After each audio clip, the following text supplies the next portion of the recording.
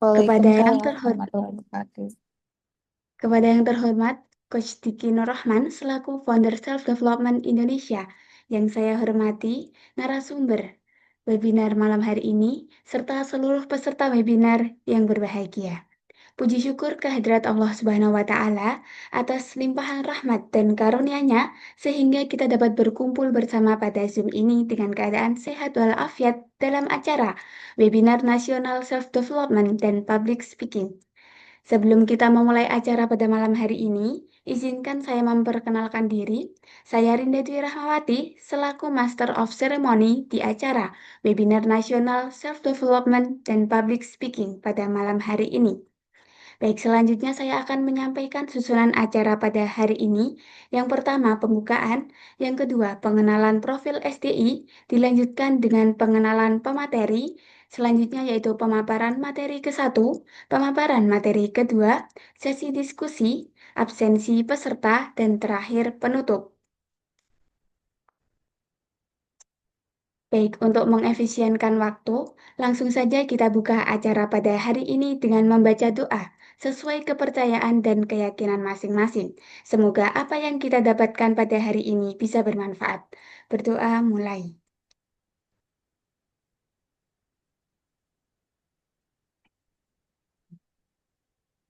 Berdoa selesai. Acara yang kedua yaitu pengenalan profil SDI. Mohon izin untuk share screen.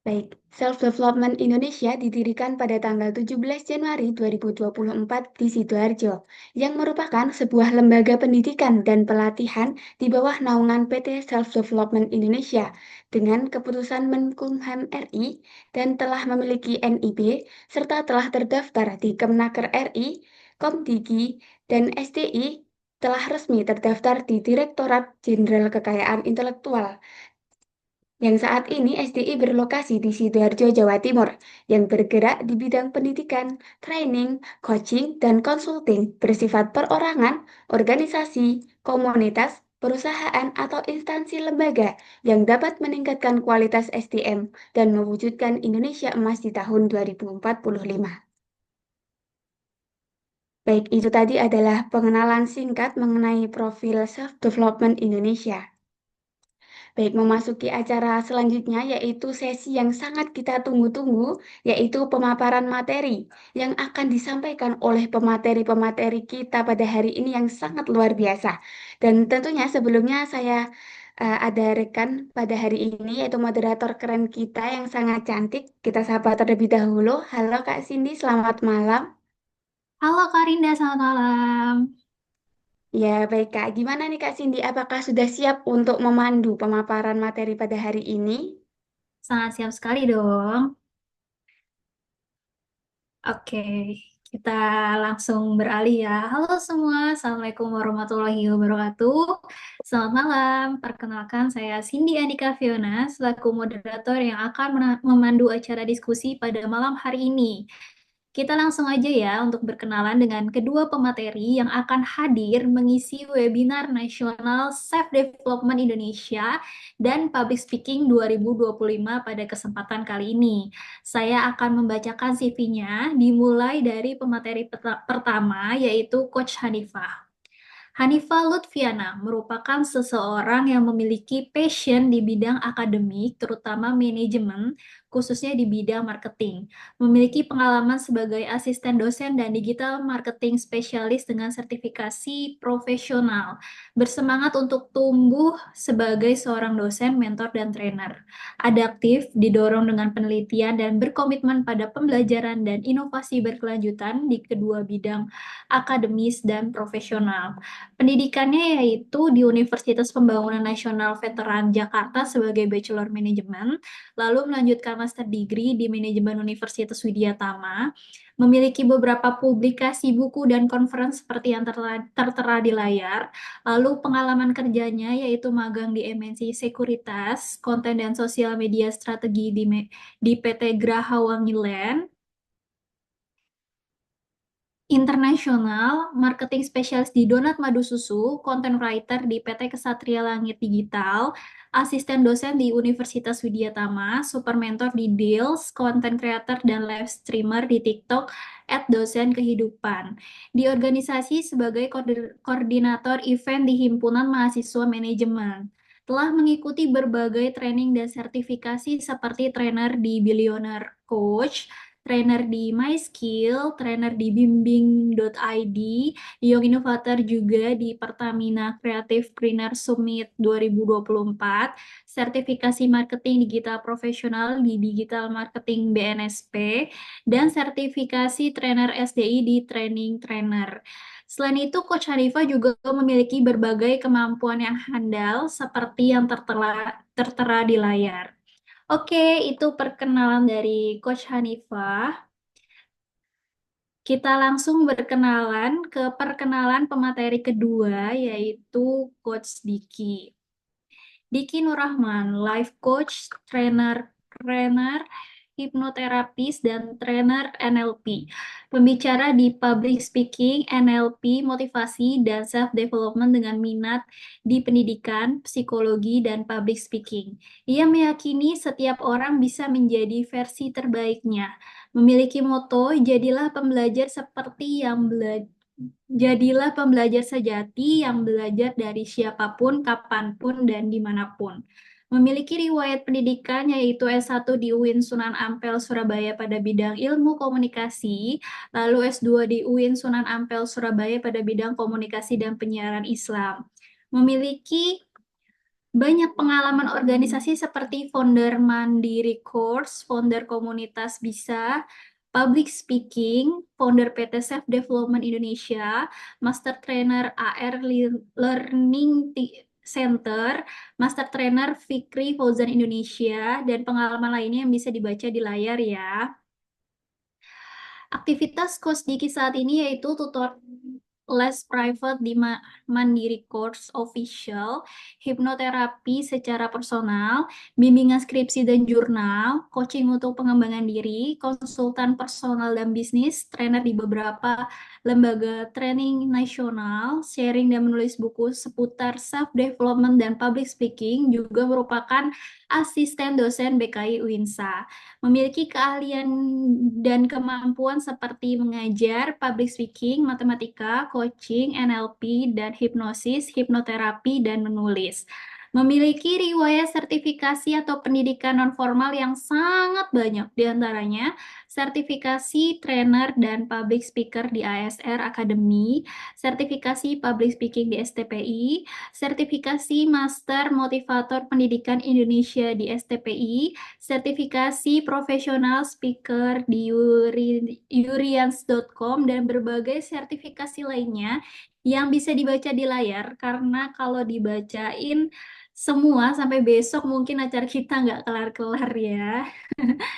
Selain itu, Coach Diki juga memiliki berbagai karya jurnal dan karya buku yang juga bisa dibaca di layar. Oke, itu dia pengenalan profil CV dari kedua pemateri kita yang sangat luar biasa. Wah, keren-keren kan ya? Gimana nih para peserta? Pasti udah nggak sabar untuk ingin segera belajar. Langsung aja kita mulai materiannya kepada pemateri yang pertama, yaitu Coach Hanifa Lutfiana, SMMM, CDMP, CMMP, CT, SDI, CPS, yang merupakan seorang digital marketer dan researcher dan akan membawakan materi dengan tema membangun brand diri untuk mengembangkan diri. Kita sapa-sapa dulu. Halo Coach Hanifa, apa kabar? Apakah sudah ada di tempat? Halo, selamat malam Kak Cindy. Selamat malam Coach Hanifa. Apakah sudah siap nih untuk memaparkan materiannya? Insya Allah sudah siap banget. Oke, kalau gitu langsung aja dimulai Coach, biar kita lebih lama waktu belajarnya. Silakan Coach. Oke, terima kasih Kak Cindy. Saya izin share screen ya.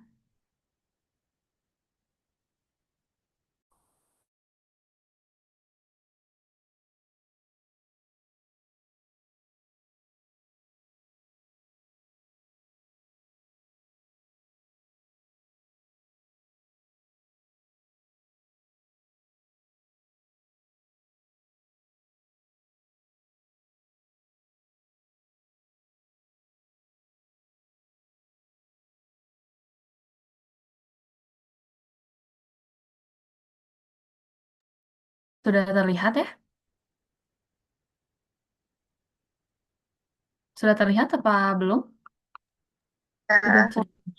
Sudah, Coach. Oke, kita langsung mulai aja ya. Sudah. Assalamualaikum warahmatullahi wabarakatuh. Selamat malam teman-teman semua. Malam. Terima kasih saya ucapkan pertama-tama untuk founder dari Self Development Indonesia, Coach Diki yang sudah memberikan kesempatan saya kembali lagi dengan webinar ya, dan saya juga terima kasih untuk MC kita Kak Cindy, untuk moderator kita Kak Cindy juga ya. Judulnya Cindy ya namanya ya. Tadi MC-nya Kak Rinda. Oh Karinda ya, mohon maaf, mohon maaf. Tes dulu, tes dulu. Tes obat.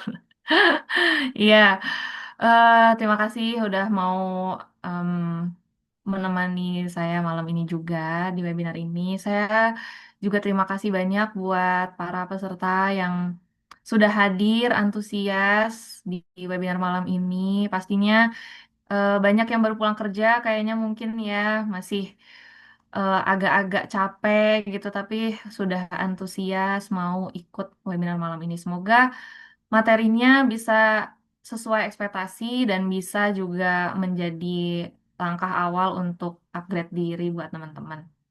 Oke, jadi malam ini saya ingin santai aja vibes-nya, biar kita sharingnya enak, biar bisa materinya dipahaminya juga enak. Jadi jangan terlalu serius-serius, ambil minumnya, ambil cemilannya ya. Oke, kita mulai aja langsung ya. Oke, jadi malam ini sesuai dengan temanya, saya akan membahas tentang membangun brand diri untuk pengembangan diri. Tapi sebelum itu, alangkah baiknya kita bisa kenalan dulu. Perkenalkan teman-teman, nama saya Hanifah Lutfiana. Saya kelahiran 99. Saya bekerja sebagai akademisi, bekerja juga sebagai praktisi di bidang digital marketing khususnya. Terus saya juga berpengalaman bekerja di bidang research, personal branding, dan juga sosial media marketing. Karena sebetulnya saya punya dua sertifikasi yang tadi udah disebutkan mungkin di CV. Em, Sertifikasi saya ada HR sama digital marketing. Jadi untuk malam ini saya akan mengaplikasikan ilmu sertifikasi dari sertifikasi HR ya, karena berkaitan dengan personal branding. Nah ini sosial media saya mungkin ada yang sudah follow, ada yang sudah mutualan ya, atau mungkin mau followan sama saya. Semoga kita bisa berkomunikasi untuk kedepannya ya. Nah, ini LinkedIn saya juga ada. Oke, gak perlu lama-lama lagi. Nah, kita mulai dengan sebuah pertanyaan ya. Untuk dikenal dan diingat, ternyata gak cukup hanya dengan memperkenalkan diri. Tapi kita butuh yang namanya branding. Saya mau tahu nih, teman-teman di sini udah pada tahu, udah pada ngerti apa itu branding? Raise hand dong, boleh? Saya pengen tahu apakah teman-teman di sini sudah pada tahu apa itu branding, mungkin udah pada nggak asing sudah ya. Oke, nice. Kalau sudah, oke malam ini kita akan bahas lebih lanjut ya tentang branding itu sendiri. Oke, hari ini. Oke. Jadi, apa sih branding itu? Branding itu adalah cara gimana kita menunjukkan siapa diri kita, apa keahlian kita, dan nilai apa sih sebenarnya yang bisa kita berikan. Jadi orang lain itu bisa kenal sama kita, bisa ingat sama kita, dan bisa percaya sama kita itu karena ada sesuatu hal yang terkandung dalam diri kita, gitu. Bu, apakah dengan visual saja tidak cukup untuk dikenal? Tentu tidak, apalagi di era sekarang yang serba digital. Jadi seseorang itu sekarang dikenal karena ada apanya. Jadi kalau di branding itu nggak mempan ya, apa adanya tuh nggak mempan, tapi karena ada apanya. Nah, sementara itu, kalau dari POV orang yang lihat kita, personal branding itu adalah persepsi mereka terhadap kita, ya. Mereka melihat kita itu karena ada nilainya. Mereka lihat kita itu karena kebiasaannya, pembawaan komunikasinya, ya beda-beda. Nah, terus gimana untuk membentuk personal branding itu? Nanti kita akan lanjut bahas di slide berikutnya, tapi ada 3 keyword, 3 kunci utama yang teman-teman harus pahamin sebelum mulai. Yang pertama, untuk memulai personal branding, kita butuh purpose. Purpose itu apa? Tujuan. Jadi tujuannya saya tuh dikenal untuk apa ya? Untuk karir kah? Untuk mendapatkan jodoh kah? Kan bisa ya. Untuk sekolah kah? Gitu. Jadi kita harus tahu dulu purpose-nya itu apa. Nah, habis purpose ya di-combine dengan authenticity. Authenticity itu apa sih? Authenticity itu adalah persona asli kita. Persona itu adalah ciri khas. Pasti setiap orang punya ciri khas ya, karakternya, ya kan, keilmuannya, itu kan beda-beda, gaya komunikasi, gaya bahasa. Nah, authenticity ini kemudian nanti di-combine lagi dengan strength. Jadi, persona teman-teman, ciri khas teman-teman itu dijadikan kekuatan. Seperti itu. Itu gambaran luarnya dulu ya, nanti kita bahas lebih detail lagi. Oke, kita berangkat ke sebuah masalah. Kenapa sih orang-orang itu masih banyak yang belum mau memulai branding? Kenapa ya kira-kira ya? Nah, ini saya rangkum nih 5 masalah yang sering dirasakan oleh orang-orang yang belum mulai branding. Pertama, takut sama penilaian orang.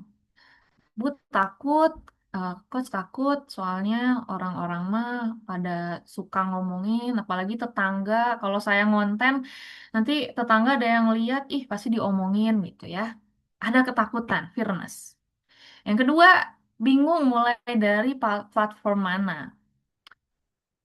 Instagram dulu yang difokusin, atau LinkedIn dulu, atau TikTok dulu. Nah, itu masih ada kedilemaan. Yang ketiga, merasa nggak punya value yang cukup untuk dikenal orang-orang. Jadi ini terkait dengan insecure ya, dan mungkin orang tersebut belum kenal sama dirinya sendiri apa sih potensi yang bisa dikembangkan kayak gitu. Nah, yang keempat itu takut dibandingin sama orang lain. Hampir sama kayak nomor 1 ya. Takutnya kalau kita memunculkan citra kita, misalkan di sosial media, misalkan sebagai apa ya? Misalkan saya nih sebagai digital marketing gitu.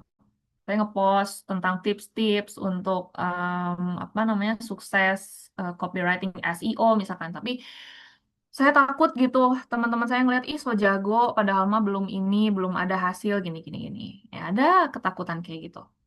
Yang kelima adalah nggak bisa konsisten sama image sendiri. Jadi ini berkaitan dengan teman-teman yang belum paham betul apa sebenarnya eh, yang teman-teman punya dari dalam diri. Apa sebenarnya kekuatan yang teman-teman punya. Jadi ya bisa jadi karena FOMO gitu ya. Jadi nggak bisa konsisten akhirnya untuk branding. Seperti itu. Ini ada 5 masalah kenapa belum mulai branding. Nah, kita lanjut. Kenapa sih sebenarnya personal branding itu penting di era sekarang? Boleh nggak sih kayak tiba-tiba apa namanya loker itu nyamperin kita aja gitu, kita nggak usah personal branding gitu, kita tiba-tiba dapet followers 100.000 gitu, nggak usah personal branding bisa, tapi kan beli gitu kan, bukan organik ya. Nah, jadi kenapa kita harus melakukan personal branding? Kita berangkat dari sebuah penelitian dulu yang dilakukan oleh Nijwa tahun 2023. Jadi di sini adalah studi mahasiswa akhir yang menggunakan sosial medianya untuk branding ternyata berpengaruh positif terhadap kesuksesan karir gitu. Ternyata penggunaan sosial media itu mengaruh terhadap personal branding, ya. Abis itu membuka peluang untuk karir yang sukses. Yang kedua ada penelitian dari Gorbatov tahun 2019. Jadi, personal branding itu ternyata berpengaruh positif terhadap kepuasan karir, ya, karir seseorang lewat persepsi mereka terhadap kelayakan kerja. Jadi, mereka itu layak ya untuk melakukan pekerjaan yang saat itu mereka lakukan. Akhirnya mereka puas itu dengan apa yang sudah mereka hasilkan. Nah, jadi yang pertama, intinya kenapa kita harus branding, yaitu meningkatkan peluang karir, ya, karena ya nggak bisa kita pungkiri ya, sekarang itu HR, ya, melihat calon pekerja itu juga lewat sosial media, kehadirannya lewat platform online. Makanya kenapa kalau kita apply, biasanya diminta ya ada requirement-nya sosial media kita apa gitu, karena itu juga dicek keaktifannya gitu. Nanti kita bisa dilirik HR, habis itu mungkin kita bisa diundang ke sebuah project karena konten yang kita bagikan atau ya pencapaian yang kita bagikan itu relevan dengan permintaan eh, eh, kerjaan di mereka. Terus juga kita bisa bahkan promosi kerja. Makanya teman-teman nggak usah heran ya, sekarang itu banyak banget anak kuliahan atau fresh graduate yang mereka tuh udah bisa collab internasional dengan brand-brand besar gitu ya. Itu karena mereka aktif personal brandingnya di sosial media gitu. Jadi pekerjaan yang nyamperin mereka gitu. Itulah keuntungan dari personal branding. Kemudian yang kedua adalah meningkatkan employability dan kepuasan kerja. Maksudnya apa? Jadi kalau kita personal branding itu bisa bikin seseorang ngerasa lebih mudah untuk dipandang layak gitu. Layak, saya layak nih untuk bekerja sebagai digital marketer gitu kan. Pada akhirnya karena merasa percaya diri itu akhirnya bisa meningkatkan kepuasan kerja. Terus ada diferensiasi dan keunikan. Nah, itu tadi ciri khas ya. Jadi setiap orang itu punya ciri khas dalam bekerja dan komunikasi dalam bekerja dan membentuk kebiasaan. Yang terakhir adalah adaptasi terhadap era digital. Nah, identitas digital kita mau nggak mau sekarang menjadi first impression atau kesan pertama dari HR. Ya, dan dari banyak orang kita dinilai, wah ini kompeten nih gitu ya, atau relevan nih dengan apa yang perusahaan minta gitu. Seperti itu. Oke, kita membahas dulu tentang hubungan personal branding dan self development. Apa sih hubungannya gitu kan? Gak mungkin ya nggak ada hubungannya. Ini tuh saling berkaitan. Yang pertama kita lihat dulu dari personal branding. Ya, personal branding itu adalah cara kita dilihat oleh orang lain. Akhirnya personal branding itu mendorong ke arah sana ya, arah panahnya, mendorong kita untuk terus berkembang. Karena di dalamnya ya kita tuh harus memfokuskan satu atau dua bidang. Kita harus membagikan kepercayaan diri dan juga kita harus membidik peluang. Makanya karena kita sudah tahu tiga aspek itu, akhirnya kita dituntut untuk selalu mengembangkan diri, ya kan? Mungkin teman-teman sekarang ikut webinar ini juga adalah langkah awal ya kan untuk personal branding karena teman-teman punya target, teman-teman ingin berkembang, ya kan? Akhirnya teman-teman fokus gitu. Nah, terus habis itu dari self development ke personal branding itu adalah memperkuat isi dari personal branding. Jadi percuma teman-teman ya mau punya personal branding yang udah direncanakan sekian banyak atau sekian plan ya teman-teman pengen dikenal sebagai si ini, si ini, si ini, tapi gak diisi ya dengan sebuah value, percuma saja mau dikenal sebagai apa gitu ya. Jadi self development itu nanti akan menjadi sebuah portofolio yang bisa memperkuat personal branding teman-teman. Jadi teman-teman dikenal oleh HR, dikenal oleh perusahaan, bisnis itu sebagai apa gitu. Nah, jadi em, ya.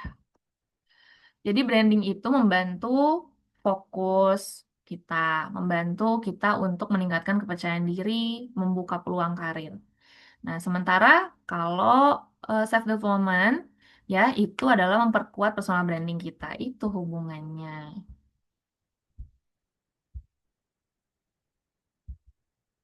Nah, kalau teman-teman ngerasa udah beberapa hal yang aku jelasin tentang personal branding ini masih belum penting atau masih belum bisa menyemangati teman-teman untuk mulai branding ya, saya perkuat lagi nih dengan data ya. Jadi 50% profesional HR di Amerika itu mengatakan bahwa brand pribadi yang kuat itu kini dianggap lebih penting daripada hanya sebuah CV dalam beberapa konteks karir. Jadi latar belakang formal itu sekarang sudah mulai dinomorduakan. Karena yang penting itu adalah branding dengan value yang ada, dengan skill yang ada. Dan 70% pemberi kerja itu ngecek profil media sosial calon pelamar. Jadi hati-hati teman-teman, mulai sekarang kalau lagi membidik karir, pengen dilirik HR, lagi apply-apply kerja, sosial medianya, profilnya itu tolong di set up ya. Bukan untuk fake, bukan, tapi untuk memperkuat branding teman-teman. Ya, mungkin bisa dengan sesederhana teman-teman update reels-reels yang sejalan dengan pekerjaan yang lagi di-apply atau yang positif-positif lah ya, seperti itu. Oke, jadi branding itu punya 3 poin utama. Yang pertama adalah identitas. Balik lagi ke identitas. Cara kita memperkenalkan diri kepada dunia. Bagaimana orang-orang bisa kenal sama kita. Mulai dari nama, mungkin dari domisili, ya. Terus dari gaya komunikasinya dan juga ciri khas. Saya ambil kasus dari media sosial saya sendiri. Em, saya itu memang besar di TikTok sebenarnya. Saya bisa dapat kesempatan untuk di SDI ini menjadi seorang trainer juga awalnya berangkat dari branding TikTok. Nah, awal mula kenapa saya namanya dosen kehidupan itu sebenarnya karena ketidaksengajaan, jujur aja. Tapi ketidaksengajaan itu saya rasa menjadi awal mula branding saya. Karena memang saya akademisi dan juga saya membahas kehidupan. Jadi kenapa nggak dosen kehidupan aja gitu. Nah itu, walaupun nama aslinya kan bukan dosen kehidupan ya, panggilannya di real life-nya saya bukan dosen kehidupan gitu kan. Ya, jadi saya menganggap bahwa identity saya sekarang selain Hanifah Lufina ternyata dosen kehidupan. Nah teman-teman juga bisa bisa tuh kayak gitu ya. Mungkin dikenal dari username sosial media gitu ya. Dan juga ciri khas. Nah, mungkin ciri khas saya kalau sedang memberikan materi di live TikTok, mungkin ada teman-teman yang sering nonton di sini, itu kan agak lebih lugas, lebih tegas, lebih berapi-api gitu. Tapi mereka senang, mereka senang. Mereka justru itu yang bikin betah.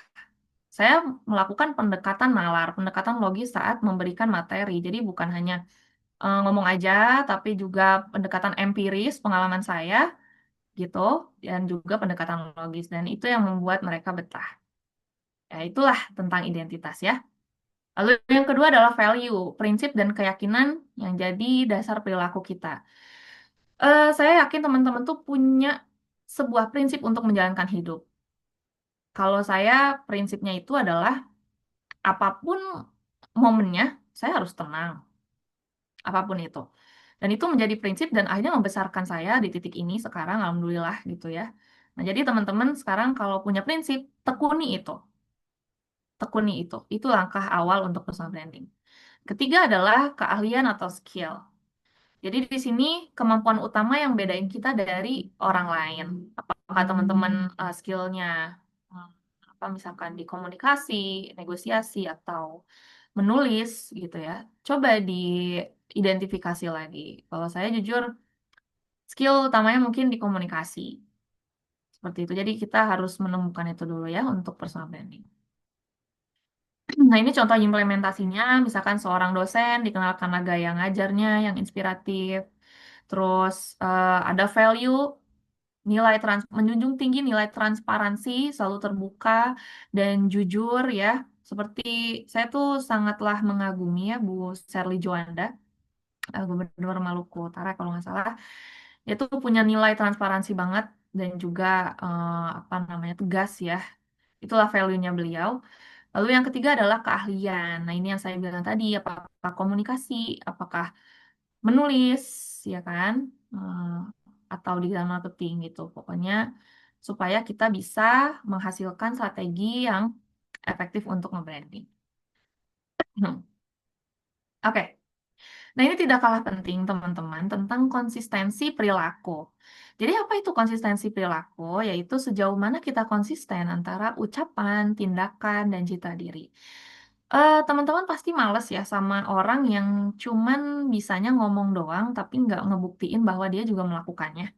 Itu agak males dan kurang kredibilitasnya ya.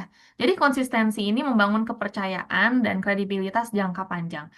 Apa yang kamu bilang, apa yang kamu tulis di CV, itu harus dibuktikan dengan hasil pekerjaan juga. Jangan sampai kita nulis di CV bisa bahasa Inggris ya, udah kelasnya intermediate, ternyata masih beginner gitu. Jadi kita harus menjadi yang apa adanya gitu ya. Apa adanya dulu, baru pengembangan diri untuk jadi yang ada apanya. Nah, jadi kayak contohnya nih, teman-teman mengaku profesional, berarti artinya apa? Sikapnya selalu disiplin, selalu tepat waktu.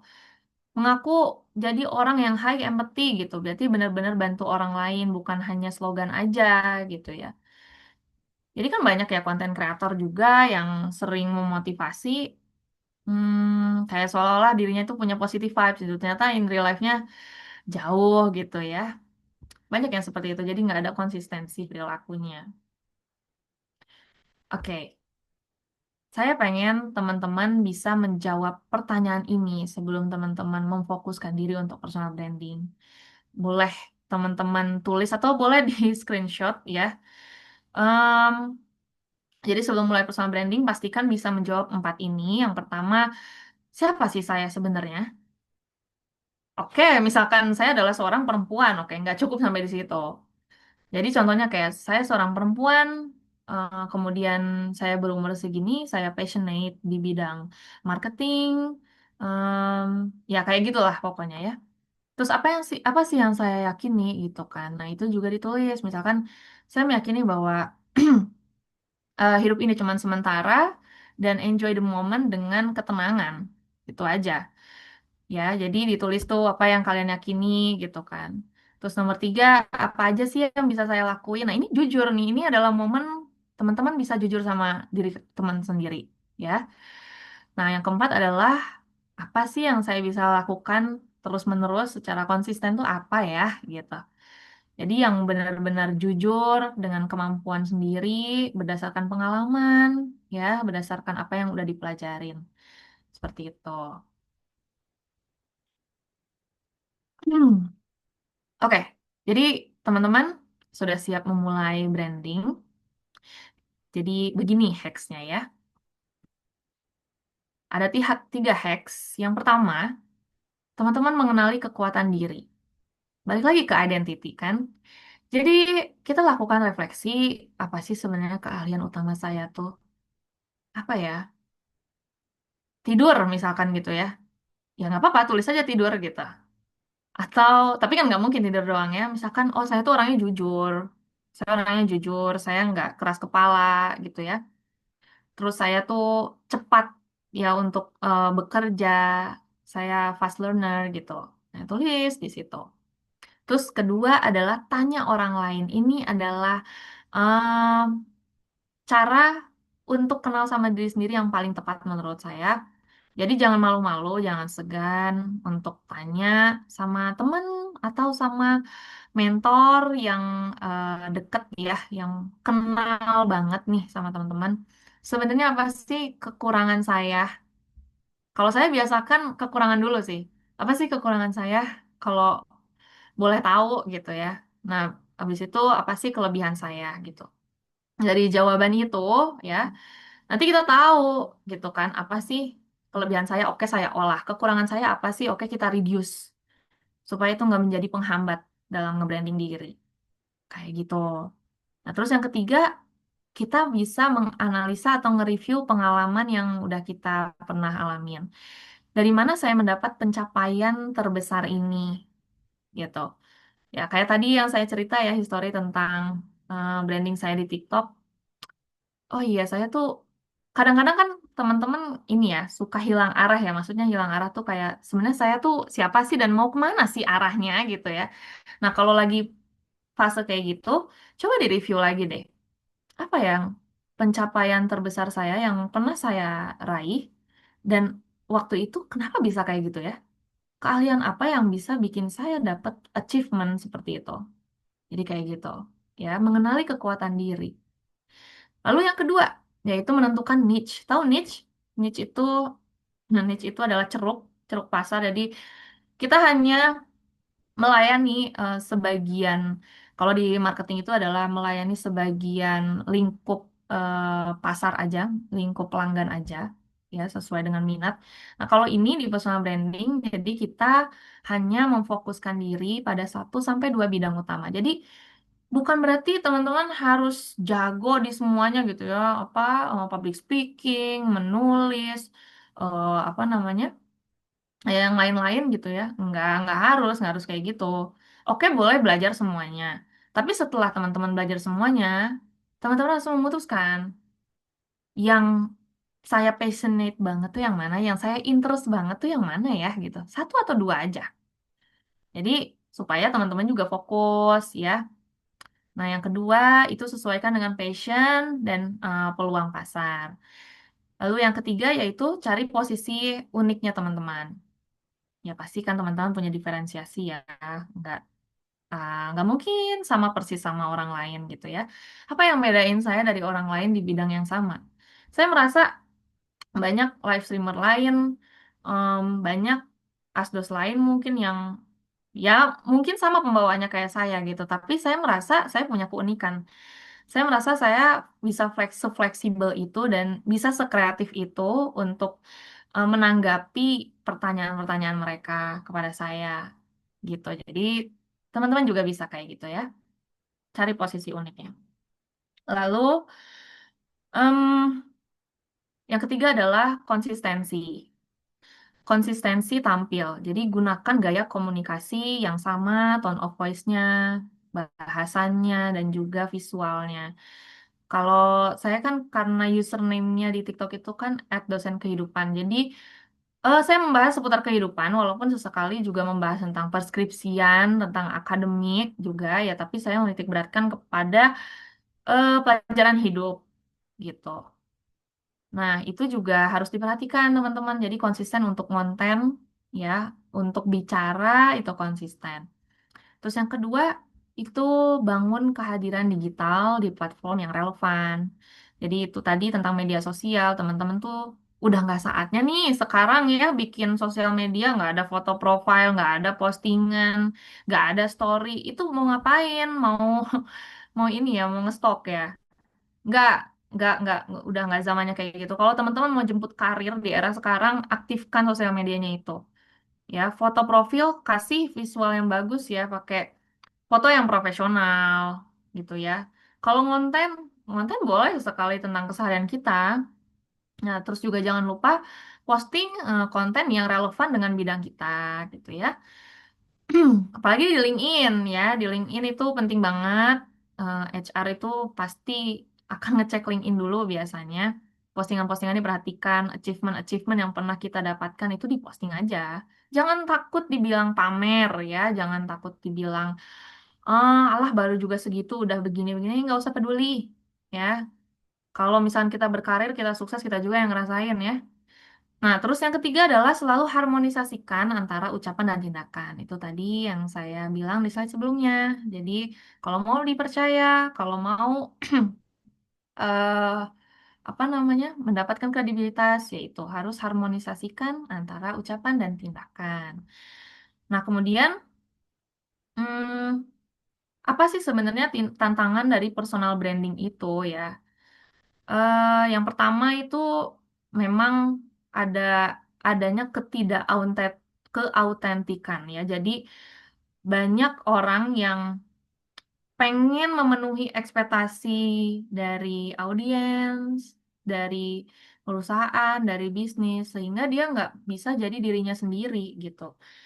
Banyak orang yang membuat image yang fake di sosial media, padahal aslinya nggak kayak gitu gitu. Dan itu bisa menurunkan kepercayaan publik. Jadi misalnya kayak ada orang, misalkan konten kreator ya, itu kalau di konten suka bagi-bagi ya, berbagi gitu, charity gitu kan ke orang-orang. Ternyata aslinya dia itu orang yang terkenal suka kekerasan atau sangat apatis gitu ya. Itu kan menurunkan kredibilitas. Terus yang kedua ada over exposure ya, kurangnya privasi melewati batas karena brandingnya ini terlalu over gitu. Brandingnya sudah kuat, sudah bagus, tapi kadang-kadang suka keterlaluan ya, nge-share kontennya gitu. Suka melewati batas normal. Nah, terus tantangan yang ketiga itu adalah kejenuhan konten. Jadi ini memang sering terjadi sama orang-orang yang suka konten ya, karena banyak orang sekarang yang gampang mengikuti ya, mengikuti ciri khas dari orang. Hasilnya adalah audiens jenuh karena kontennya isi FYP nih sama semua nih konteks dari kontennya gitu. Nah, sekarang tuh itu sih tantangannya ya, tiga itu.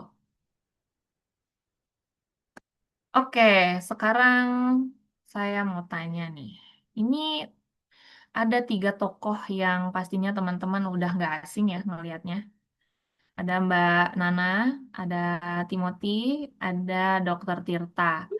Tiga-tiganya ini punya persamaan persona, ya kan? Punya persamaan ciri khas. Satu persamaan ciri khas. Walau dengan cara branding yang beda-beda. Nah, saya mau tahu nih. Coba ya, ketik di meeting chat, satu kata aja ya, yang menggambarkan tiga, apa ciri khas dari tiga tokoh ini tapi yang sama. Satu kata aja. Ada satu ciri khas, tapi tiga tokoh ini punya gitu. Saya pengen tahu apa teman-teman dapat sesuai dengan persepsi saya juga. Coba. Oke, nice. Siap, betul. Tegas ya. Tegas ya. Komunikatif. Benar, komunikatif juga benar. Oke, nice. Kritis. Iya, betul banget. To the point, betul ya. Memang gini, ciri khas itu tiap orang bisa sama, tapi pembawaannya beda-beda. Betul ya? Ini kan tiga-tiganya kan profesinya beda. Yang satu jurnalis, ya kan? Jurnalis, presenter gitu kan. Yang satu economic enthusiast, ya kan? Yang satu dokter gitu kan. Ya, tapi yang mereka punya ciri khas yaitu ketegasan, to the point. Nah, itulah yang bikin mereka akhirnya besar namanya ya. Oke, bagus. Lanjut ya.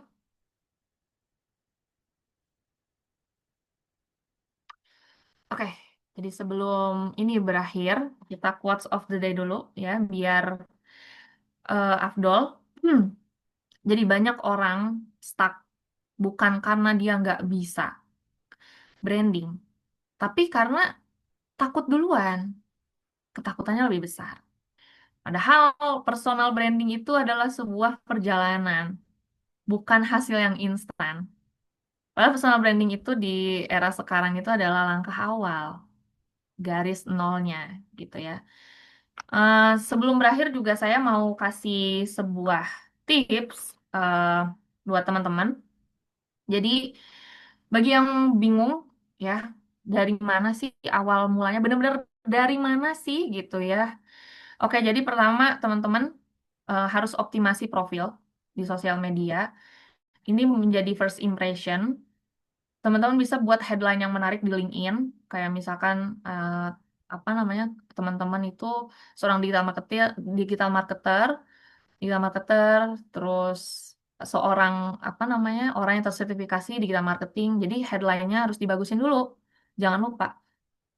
Setelah itu pasang foto yang profesional Jangan males, sekarang udah ada Gemini AI, nggak usah foto studio mahal-mahal, teman-teman bisa masukin foto, diedit.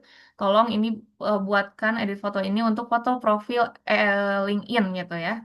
Nah, nanti bagus tuh hasilnya udah kayak foto studio ya, nggak usah males. Dan yang ketiga adalah summary profile, jangan lupa teman-teman bagusin lagi summary profilenya di LinkedIn. Teman-teman kasih tahu di situ teman-teman siapa dan bagaimana teman-teman bekerja, bagaimana teman-teman belajar sampai saat ini, dan apa hasil yang teman-teman sudah capai. Itu ada di summary profile. Jangan lupa CTA di akhir, ya, untuk collab, silahkan DM, atau misalkan teman-teman sematkan link portofolionya. Jadi, bagusin dulu itu ya, di LinkedIn ya, terutama gitu. Oke, jadi ini yang terakhir, pernah nggak sih mikir kenapa ada brand ya yang cepet banget naik gitu, sementara brand lain susah berkembang? Ada sebuah brand, misalnya kayak ini ya, kayak handbody ya, handbody baru tuh Scarlett misalkan gitu ya. Scarlett tuh kan ini ya sustain banget dia, eh, apa namanya, viralnya ya selalu deh gitu, mau di e-commerce mau di media sosial. Tapi kok kayak handbody yang dulu-dulu tuh biasa aja ya, nggak seviral itu ya, kok bisa sih gitu. Nah, menurut teman-teman, coba ini yang terakhir nih sebelum kita berakhir nih ya. Itu karena apa ya? Branding itu bisa cepet banget punya ekuitas, punya equity, dan punya image yang kuat. Gara-gara apa ya? Coba teman-teman pilih. Strategi marketing yang tepat atau karena banyak relasi? Tulis di kolom chat. Ayo, kenapa? Strategi marketing, oke. Strategi marketing, oke. Kita lihat ya. Mana yang benar nih? Banyak relasi. Manajemen strategi, oke. Oke, udah? Ada lagi yang menjawab nggak? Keduanya harus seimbang. Ini disuruh pilih salah satu ya. Harus pilih salah satu, nggak boleh keduanya. Ayo, strategi marketing. Oke, oke udah ya. Oke, kita lihat ya mana yang benar, mana yang benar. Tadi banyaknya jawabannya strategi marketing yang tepat ya. Oke, kita pencet ini ya. Benar nggak sih? Benar nggak sih? Kok nggak bisa ya?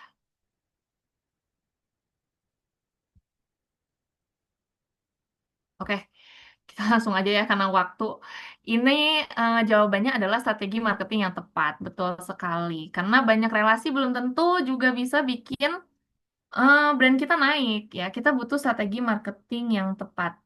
Nah, jawabannya adalah kita harus mempunyai marketing manajemen yang pas artinya ya kan.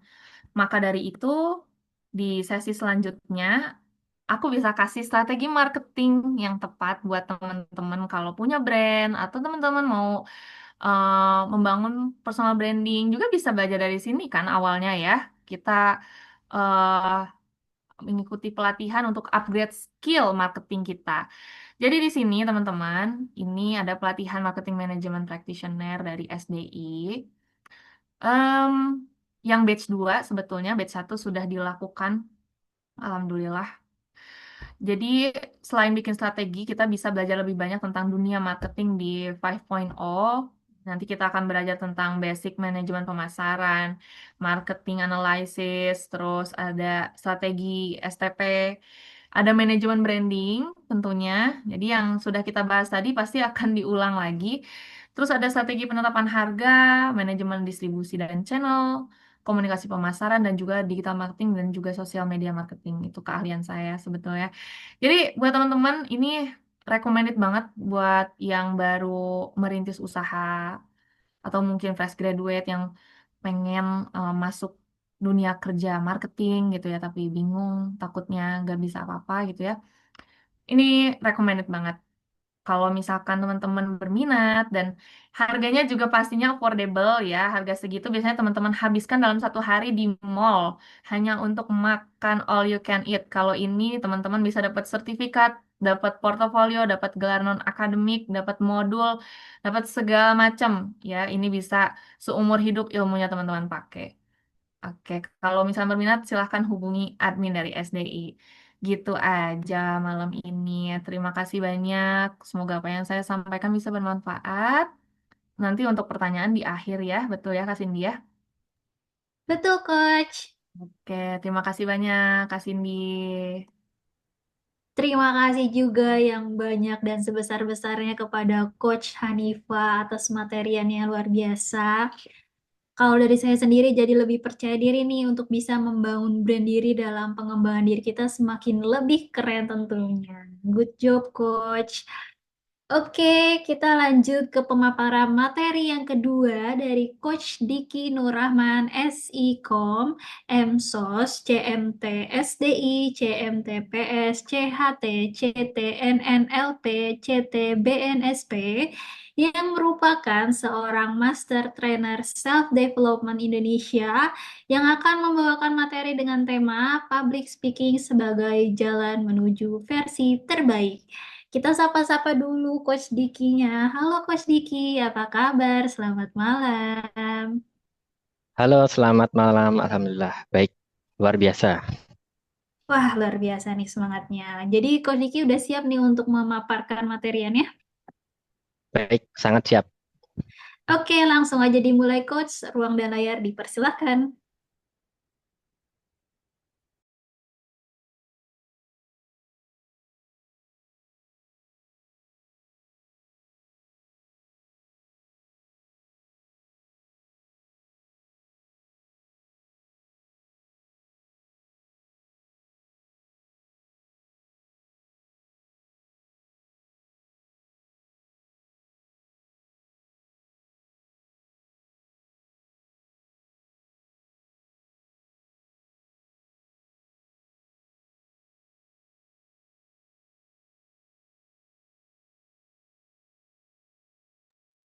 Suaranya belum ada Coach? Oh iya, mohon maaf. Oke, sebentar. Baik, sekarang udah ada suaranya ya.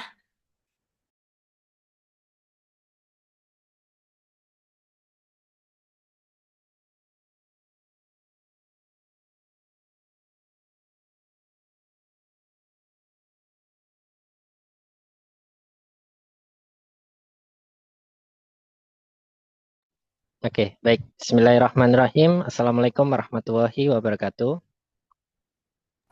Waalaikumsalam warahmatullahi wabarakatuh. Sebelumnya, saya ucapkan terima kasih buat pemateri pertama, Coach Hanifa. Terima kasih juga untuk MC dan moderator yang bertugas dan para peserta yang sudah hadir. Tadi sudah dikenalkan ya oleh moderator kita, Kak Singki, terkait dengan profil singkat saya. Tapi saya ingin memperkenalkan kembali secara singkat dengan sebuah pantun ya, biar teman-teman di sini melek ya. Sudah jam 8, semoga tetap semangat belajarnya. Oke, mendung belum tentu hujan. Dekat belum tentu jadian. Perkenalkan, saya Diki Nurrahman, ingin sedikit sharing pengalaman. Oke, cakep ya. Oke, perkenalkan saya Diki Nurrahman, biasanya dipanggil Coach Diki dan seorang trainer juga, coach, kemudian sebagai seorang tutor juga. Latar belakang pendidikan tadi sudah dijelaskan S1 dan S2 komunikasi.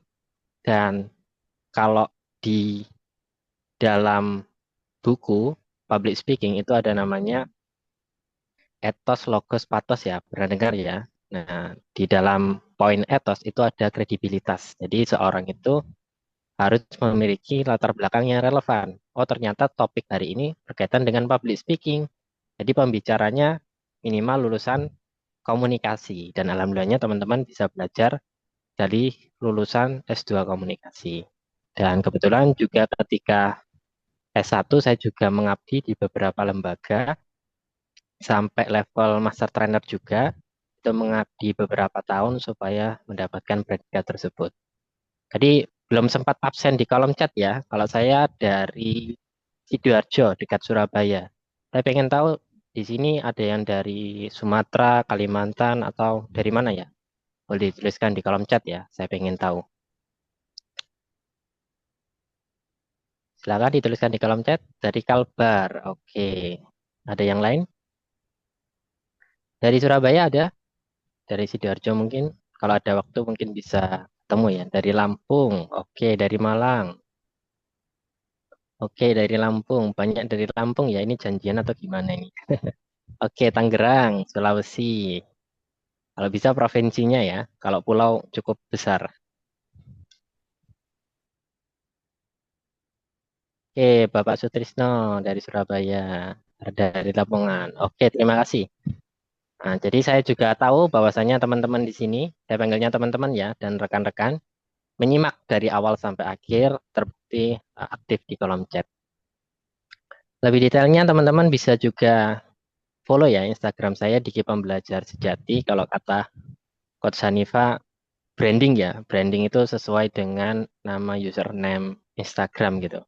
Nah, salah satunya saya membranding diri saya sebagai seorang pembelajar sejati. S1 saya komunikasi, S2 komunikasi tapi ngajar matematika setiap hari, Senin sampai Jumat. Kalau Sabtu sama Minggu ngisi pelatihan, kadang ngisi seminar dan sebagainya. Dan teman-teman, meskipun teman-teman yang masih kuliah, jurusannya berbeda dengan profesinya saat ini, ya nggak masalah. Karena ketika kita di perkuliahan, itu kita seperti berenang dalam kolam ya. Tapi kalau kita sudah lulus nanti, itu kayak berenang di samudra. Jadi satu keilmuan tidak cukup. Kita perlu belajar ekonomi, kesehatan, kemudian matematika, desain, dan sebagainya. Digital marketing, public speaking. Jadi banyak hal yang perlu kita pelajari.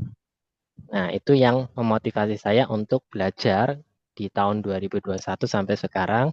Alhamdulillah banyak lisensi sertifikasi dan sangat-sangat bermanfaat untuk diri saya sendiri, untuk orang lain, dan untuk para peserta atau audiens yang pernah menjadi peserta ataupun pernah jadi murid saya.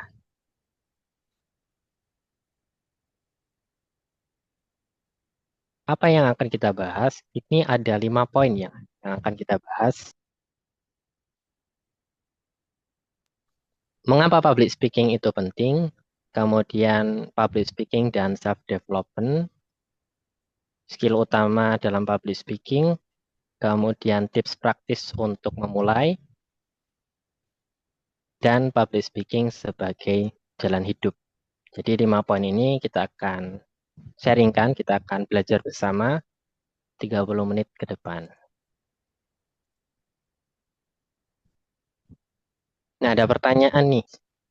Siapa di sini yang ingin hidupnya lebih percaya diri, berpengaruh, dan menjadi versi terbaik dirinya? Tuliskan di kolom chat, saya. Kalau bisa hurufnya besar semua. Atau A-nya double semua. Oke, saya.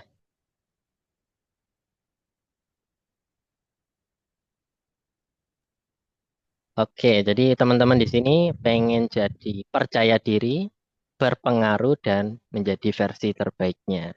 Nah, versi terbaik itu gimana? Tentu saja lebih baik daripada kemarin ya, bukan dari orang lain. Jadi di self development itu ada konsep atau prinsip yaitu be yourself and be the best version of yourself. Jadi diri sendiri dan jadi versi terbaiknya. Tanpa perlu membandingkan diri, tapi bandingkan diri dengan diri kita yang kemarin. Dan teman-teman rekan-rekan, di malam hari ini teman-teman dan rekan-rekan sudah mau belajar menyediakan waktu dan tenaganya. Yang pertama tadi berhubungan dengan personal branding dan sekarang berkaitan dengan public speaking. Dan teman-teman sudah menunjukkan langkah yang bagus. Bertahap. Di tahun 2021 saya juga seperti teman-teman semua. Saya ikut webinar.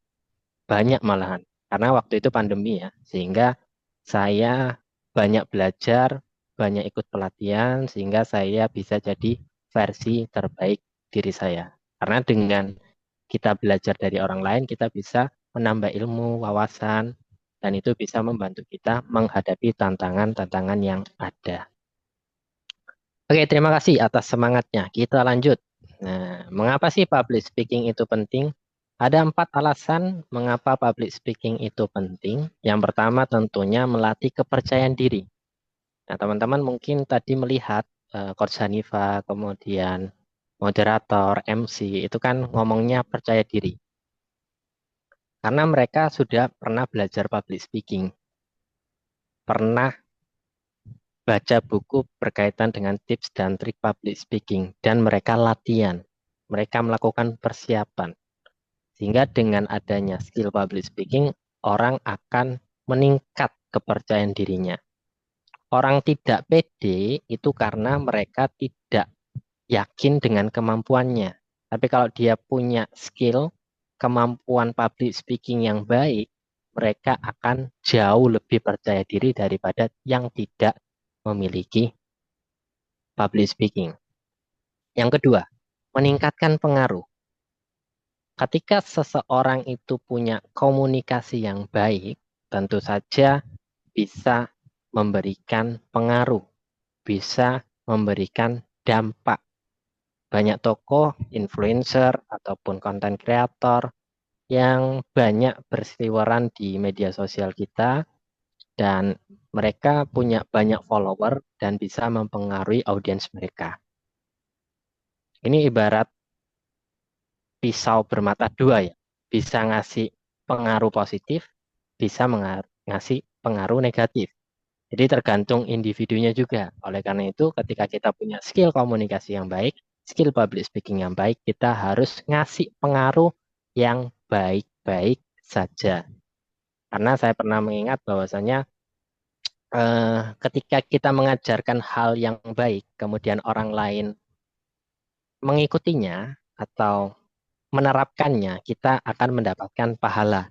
Tetapi ketika kita memberikan contoh, memberikan sesuatu yang negatif, jadi orang lain melakukannya, kita kayak ada dosa jariah gitu.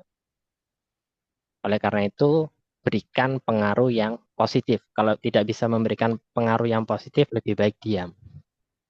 Diam itu emas ya. Yang ketiga, membentuk karakter. Seorang yang punya skill komunikasi, public speaking, tentu saja punya karakter yang percaya diri, karakter yang tegas. Seperti tadi dicontohkan ada Najwa Shihab, Dr. Tita, Timothy, dan sebagainya. Tentu saja ini perlu proses. Nah, karakter ini itu hasil dari habit. Jadi habit yang terus diulang-ulang itu akan menghasilkan karakter. Nah, karakter ini memang berproses dari habit-habit, kebiasaan-kebiasaan yang kita lakukan sehari-hari. Nah, kalau kita habit ngomong di depan cermin misalnya, 5 menit sampai 10 menit setiap hari, secara konsisten kita akan terbiasa berbicara di depan umum.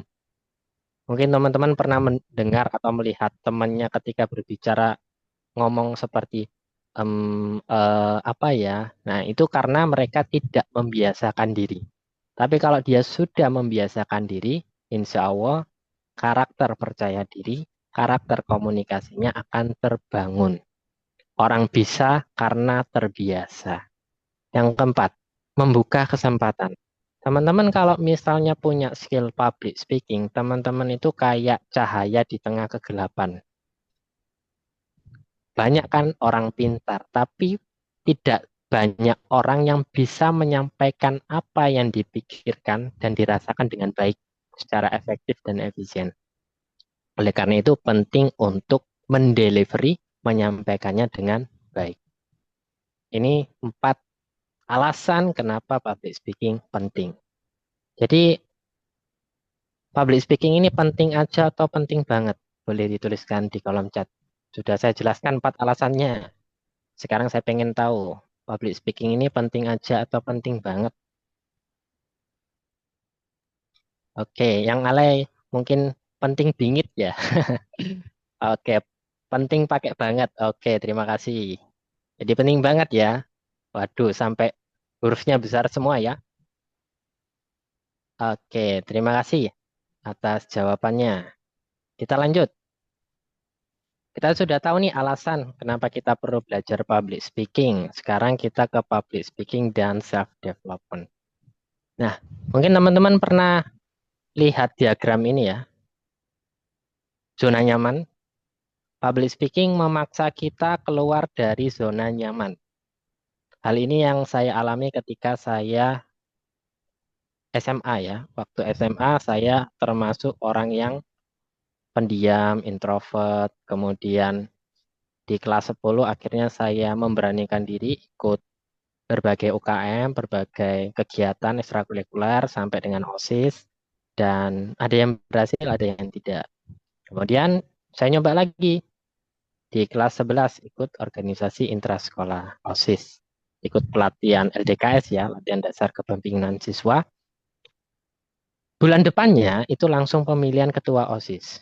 Bayangkan teman-teman ya, seorang introvert baru ikut pelatihan 1 bulan, 3 hari ya kurang lebih. Kemudian bulan depannya pemilihan ketua OSIS, ngomong di hadapan ribuan siswa.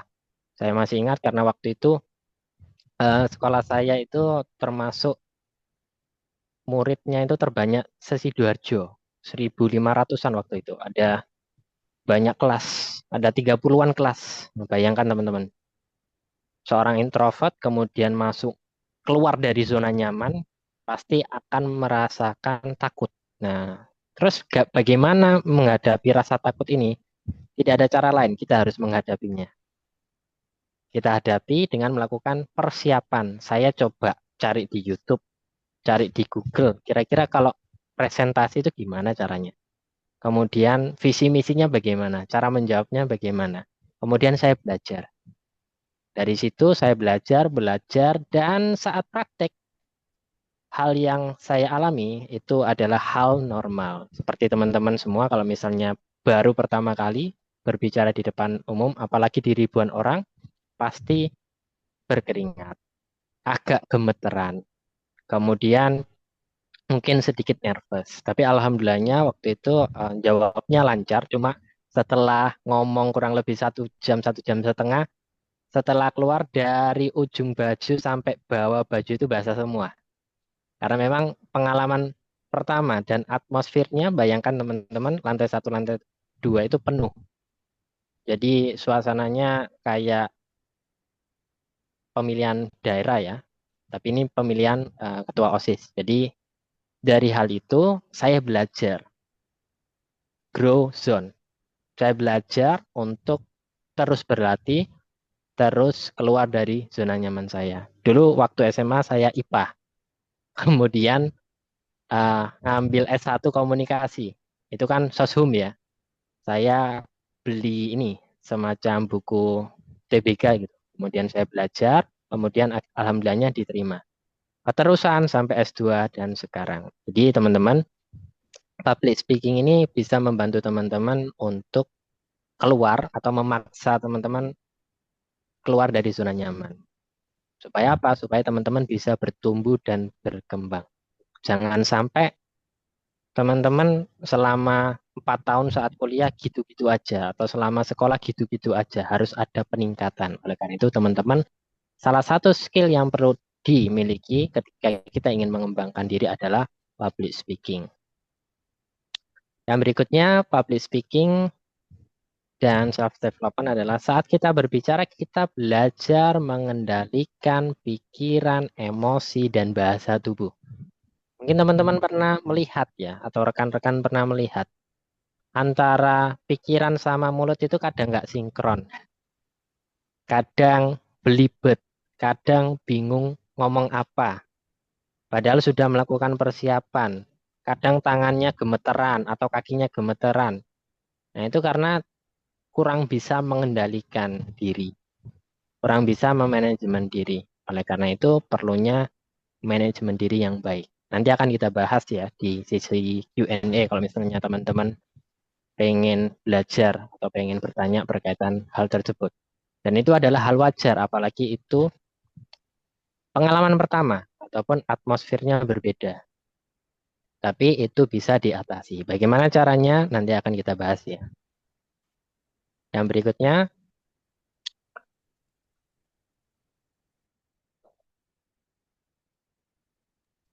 semakin sering berbicara, semakin kita menemukan jati diri dan potensi terbaik. Saya ibaratkan berbicara di depan umum itu kayak mengasah pisau ya. Jadi kan diasah, kita latih, kita belajar terus-menerus supaya tajam, supaya lancar. Nah, teman-teman juga gitu. Kalau misalnya pengen ngomong di depan umum, diasah dulu. Bisa ikut webinar seperti malam hari ini, ikut pelatihan, belajar, kemudian nonton YouTube dan sebagainya. Dan itu membantu teman-teman mengasah pisau bicara teman-teman. Jadi teman-teman harus mempersiapkan hal tersebut dengan baik. Dan itu bisa kita usahakan, bisa kita kendalikan. Nah, terus bagaimana sih skill utama dalam public speaking untuk menjadi versi terbaik? Yang pertama tentu saja punya mindset positif ya. Teman-teman harus punya pemikiran grow mindset bahwasanya teman-teman bisa. Saya percaya Anda bisa. Dan Anda harus yakin bahwasanya Anda bisa berbicara di depan umum. Terus ada pikiran negatif yang muncul, coach, gimana? Contohnya, kalau gagal gimana? Saya balik. Kalau misalnya berhasil gimana? Nah, cara mengatasinya kayak gitu.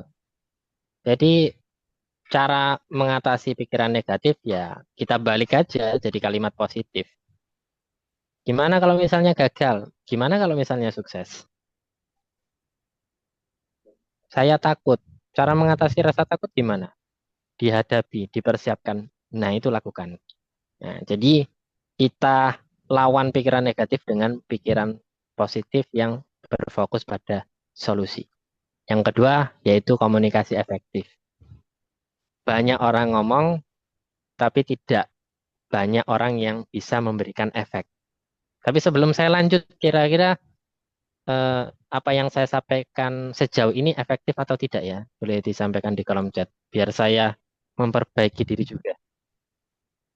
Efektif aja apa efektif banget? Nah, kayak tadi ya, penting aja atau penting banget. Sekarang efektif aja atau efektif banget? Oke, sangat efektif banget. Oke, terima kasih. Ada yang lain? Oke, terima kasih. Masih 3 orang? Oke, terima kasih buat teman-teman.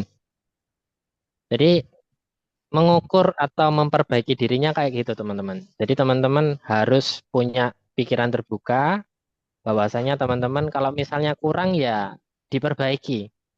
Kalau misalnya sudah baik ya terus diasah. Supaya teman-teman ketika tampil di depan umum tidak hanya sekedar bicara tapi ngasih efek. Efektif kan efek. Ngasih efek baik itu pengetahuan, sikap ataupun tindakan. Yang tidak kalah penting adalah body language. Nah, kalau bicara online ini setengah badan ya. Mungkin teman-teman ada yang lihat saya, ada yang tidak. Karena saya pakai 2 device ya. Yang satunya laptop, yang satunya tablet. Tapi semoga teman-teman tidak mengurangi komunikasi saya secara body language. Nah, ketika kita berbicara dengan body language itu akan memberikan efek yang jauh lebih besar. Ada penelitiannya dari Abed Mehrabian, 55% body language, gestur kita, mimik wajah kita, apa yang kita pakai, outfit kita itu mempengaruhi komunikasi, masuk dalam komunikasi nonverbal. Yang terakhir adalah kontrol emosi. Kita sudah belajar teori, sudah belajar strategi, tapi saat terjun di lapangan masih gemeteran, masih grogi. Berarti teman-teman belum bisa mengendalikan diri. Alhamdulillahnya ketika saya belajar hipnosis, hipnoterapi, NLP dan sebagainya itu membantu saya mengendalikan emosi saya. Jadi saya jauh lebih tenang gitu. Jauh lebih kalau bahasa Jawanya loss. Jadi lebih lepas gitu berbicara. Itu membantu banget gitu. Tapi ketika teman-teman belum bisa mengendalikan emosi, itu terkadang ada istilahnya belibet, grogi, gemetaran, filler word kayak itu adalah hal yang menjadi sebab ketika teman-teman tidak bisa mengendalikan emosi. Jadi 4 skill utama ini harus teman-teman miliki supaya public speaking ini bisa membantu teman-teman jadi versi terbaik, terutama di bidang komunikasi.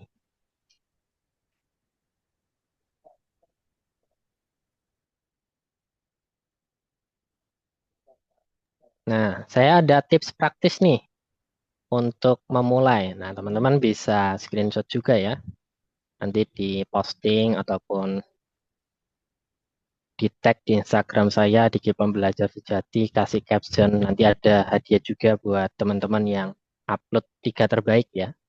Buat teman-teman yang hadir. Dan kalau bisa kasih caption dan akan ada hadiah spesial. Insya Allah besok akan diumumkan ya. Jadi harus malam hari ini. Baik itu saya ataupun nanti sama Coach Hanifah ya. Oke, kita lanjut. Tips praktis untuk memulai. Yang pertama tentu saja latihan berbicara di depan cermin. Kenapa di depan cermin? Karena cermin tidak ngasih feedback, tidak menilai. Nah, kita kan takut memulai karena takut dinilai. Langkah pertama adalah berbicara di depan cermin. Yang bisa ngasih feedback adalah diri kita sendiri. Oh, ini sudah bagus belum ya? Gesturnya gimana ya? Intonasinya gimana ya? Nah, kalau cermin itu hanya secara visual, tapi kalau rekam suara ataupun video itu bisa secara visual dan auditori. Teman-teman pasti punya HP semua ya, ataupun kamera kalau misalnya punya ya. Itu dimanfaatkan. Kita ngomong mungkin 3 menit dulu. Udah lancar belum nih? Kalau sudah lancar ya 5 menit, nambah lagi 10 menit. Ngomongnya gimana Coach? Ya bikin link Zoom sendiri aja, kemudian presentasi, bicarain topik materi kuliah atau materi pekerjaan dan sebagainya. Kalau misalnya sudah biasa, tiba-tiba diminta ngasih materi atau sambutan kan lebih mudah gitu, karena memang sudah membiasakan. Yang berikutnya adalah mulai dari lingkungan kecil. Teman-teman pasti punya 5 teman terdekat ya, ikut komunitas, ikut organisasi, di lingkup masyarakat, pekerjaan, dan sebagainya. Teman-teman bisa cari yang memiliki tujuan yang sama, contohnya meningkatkan skill komunikasi ataupun pengembangan diri yang bisa ngasih support. Nah, lingkungan sangat penting ya, dan itu sangat mempengaruhi. Alhamdulillahnya di STI juga ada grup alumni, training, ada komunitas juga, dan di sini ada beberapa yang sudah hadir ya dari alumni. Dan teman-teman juga bisa belajar kembali. Setiap bulan ada webinar kayak gini. Nah, nanti dari associate trainer. Nah, trainernya ini dari berbagai latar belakang ya, termasuk Coach Hanifah. Nah, Coach Hanifah ini benar yang dikatakan Coach Hanifah, bahwasanya saya kenalnya ya di TikTok ya. Sebelumnya saya nggak follow kayaknya. Waktu itu udah lewat 1-2 kali. Kalau misalnya lewat 3 kali saya DM gitu buat kolaborasi webinar.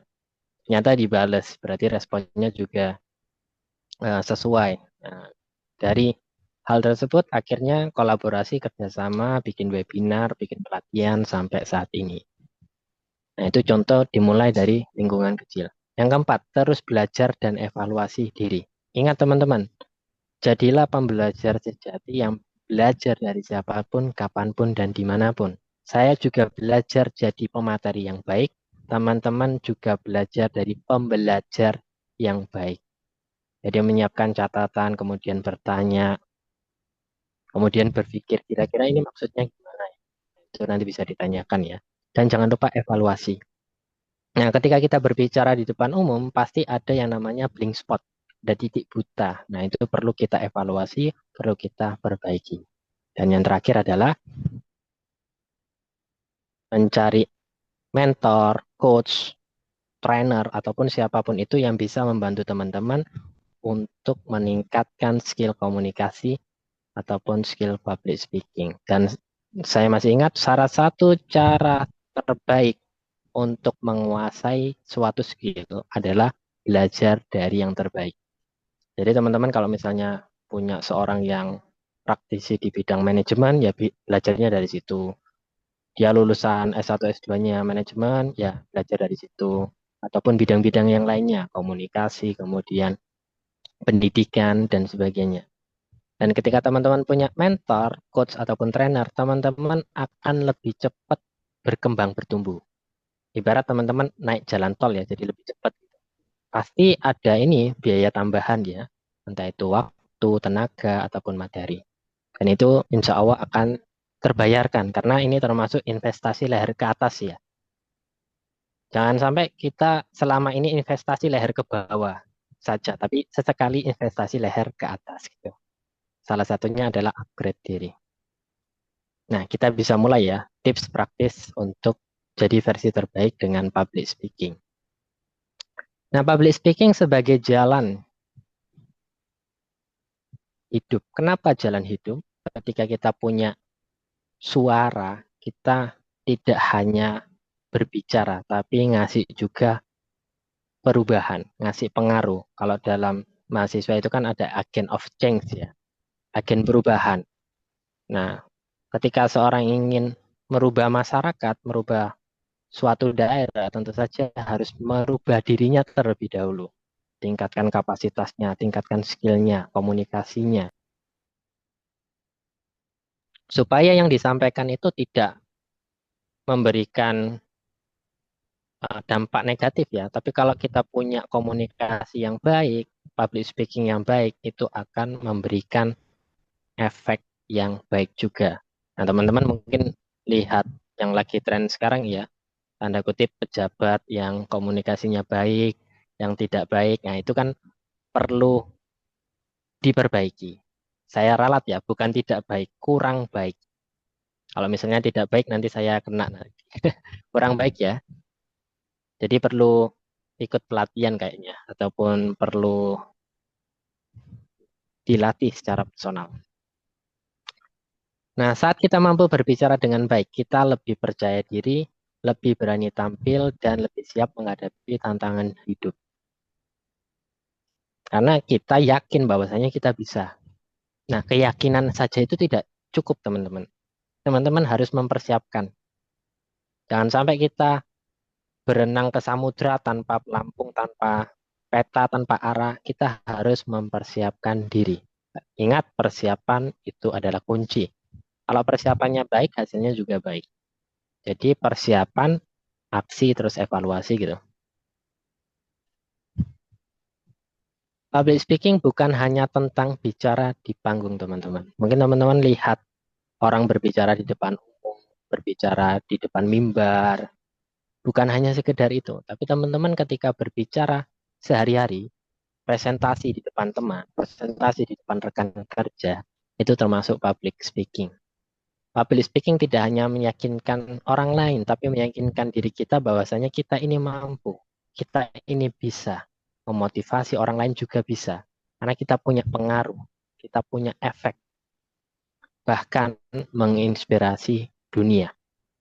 Jangan sampai kita berbicara hanya sekedar ngasih informasi, tapi juga harus kasih motivasi, kasih inspirasi. Supaya apa? Mereka bergerak, mereka tergugah. Jadi tidak hanya secara kognitif, tapi juga afektif dan behavior. Nah, ini ada kutipan, sudah masuk ke slide terakhir ya, teman-teman. Nah, ini bisa di screenshot. Nah, ini tokoh yang bikin presentasi hari ini. Nah, public speaking adalah cermin perjalanan diri. Setiap kata yang kita ucapkan bukan hanya untuk orang lain, tetapi juga untuk diri sendiri. Sebagai pengingat bahwa kita mampu, kita berharga, dan kita layak menjadi versi terbaik dari diri kita. Setuju? Kalau setuju boleh dituliskan di kolom chat ya. Setuju aja apa setuju banget? Seperti biasa ya. Oke. Semoga apa yang saya sampaikan dan yang Coach Hanifah sampaikan bisa bermanfaat dan bisa mempengaruhi teman-teman untuk belajar lagi, terus belajar, karena ketika kita berhenti belajar, teman-teman adalah pemilik masa lalu. Tapi kalau teman-teman terus belajar, teman-teman adalah pemilik masa depan.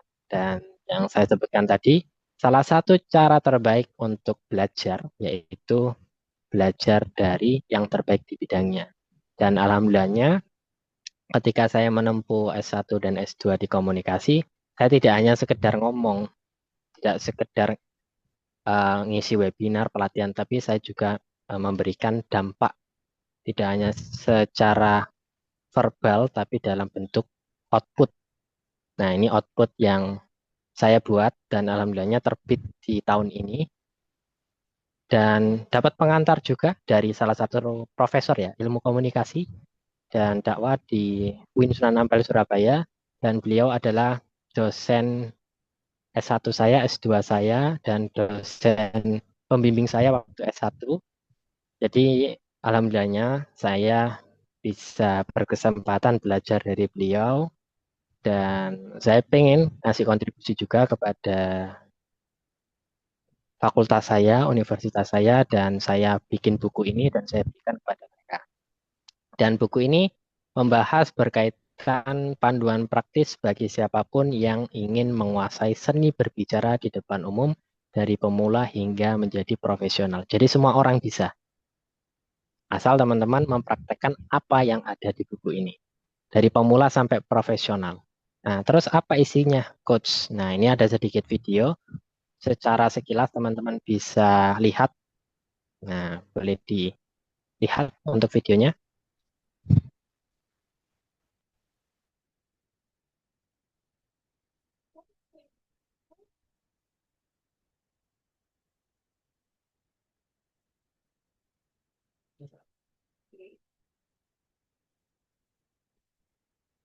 Oke, itu ya gambaran sekilas dari buku Public Speaking Transformation. Dan Public Speaking ini, buku Public Speaking ini adalah buku yang saya tulis sendiri dan saya coba berikan buku ini sebagai bentuk kontribusi saya secara akademik ya. Jadi tidak hanya secara profesional tapi juga secara akademik. Dan buat teman-teman yang pengen dapat bukunya, teman-teman bisa klik bit.ly beli buku PST ataupun nanti bisa hubungi admin ataupun DM Instagram. Dan ketika teman-teman ikut webinar ini, teman-teman dapat akses free ongkir ya.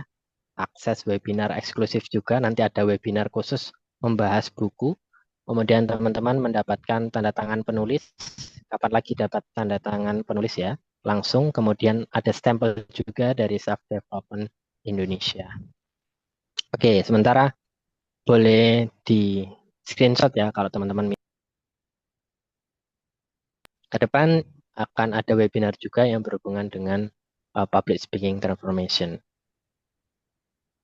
Nah, sama seperti Coach Hanifah tadi, saya juga mengadakan pelatihan public speaking di Self Development Indonesia dan materi ini dulu saya tulis selama 6 bulan ya, waktu 2022, kemudian saya kembangkan, kemudian saya update, dan saya coba tingkatkan dengan beberapa level. Kalau level pertama itu public speaking ya, kalau level kedua itu ada public speaking transformation, kalau level 3 itu ada certified trainer public speaking. Teman-teman tidak hanya belajar secara teori ya, tapi juga praktik. Kalau dengan saya contohnya kayak tadi ya di kolom chat, tapi kalau di pelatihan nanti open mic, open kamera. Nah, setelah pelatihan juga ada project mandirinya. Teman-teman tidak hanya ikut pelatihan, tapi juga ada tanggung jawabnya. Oh, saya sudah dapat predikat GPS nih, berarti saya harus terus belajar public speaking. Dan ketika teman-teman punya predikat GPS, teman-teman juga bisa meningkatkan personal branding. Oh, GPS itu apa? Sertifikat Public Speaking. Nah, teman-teman jauh lebih percaya diri dan personal brandingnya meningkat. Nah, teman-teman jauh lebih dipercaya oleh audiens ketika punya predikat non-akademik daripada yang tidak. Nah, di STI tidak hanya Public Speaking ataupun manajemen marketing, ada berbagai macam, ada total 40-an. training dan sertifikasi dari berbagai bidang. Jadwal Oktober itu ada di sebelahnya. Nanti lebih detailnya bisa hubungi admin ataupun bisa berkunjung di Instagram Self Development Indonesia.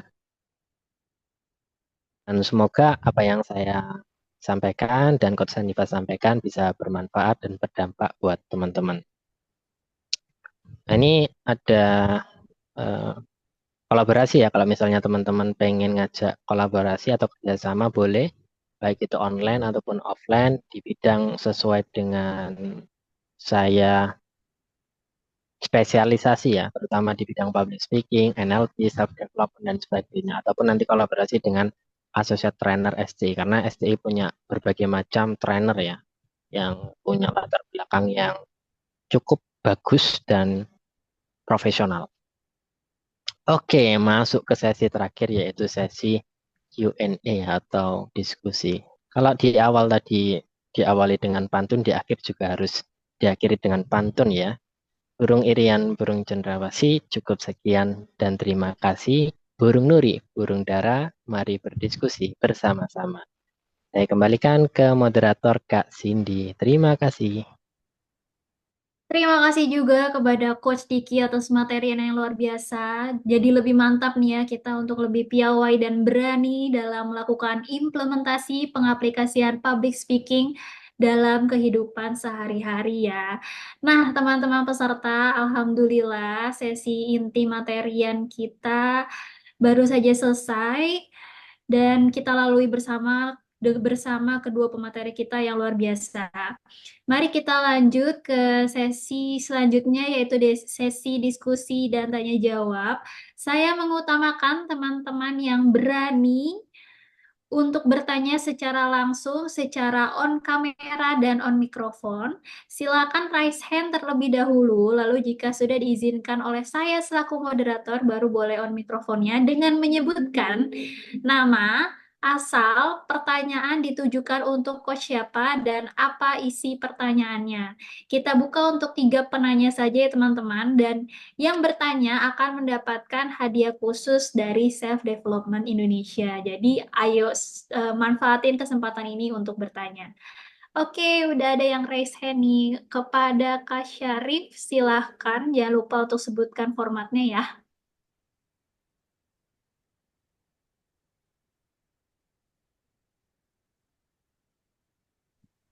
Kedengeran Kak? Kedengeran Iya, nggak suara? kedengeran Kak Syarif. Silahkan Kak. Selamat malam, perkenalkan nama saya Syarif. Saya tinggal di Tangerang. Saya mau bertanya dengan Coach Sandi, bagaimana cara saya menghadapi kelemahan agar tidak merusak citra diri yang sedang dibangun?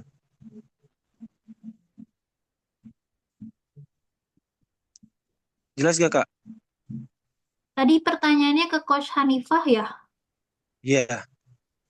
Oh iya baik, silakan bisa langsung dijawab untuk Coach Hanifah. Apakah sudah nangkep isi pertanyaannya? Oke, sudah. Oke, silakan Coach. Oke, terima kasih Kak Syarif. Jadi tadi pertanyaannya, gimana caranya apa namanya menghadapi kelemahan ya, yang bisa Iya. merusak citra diri yang sedang dibangun.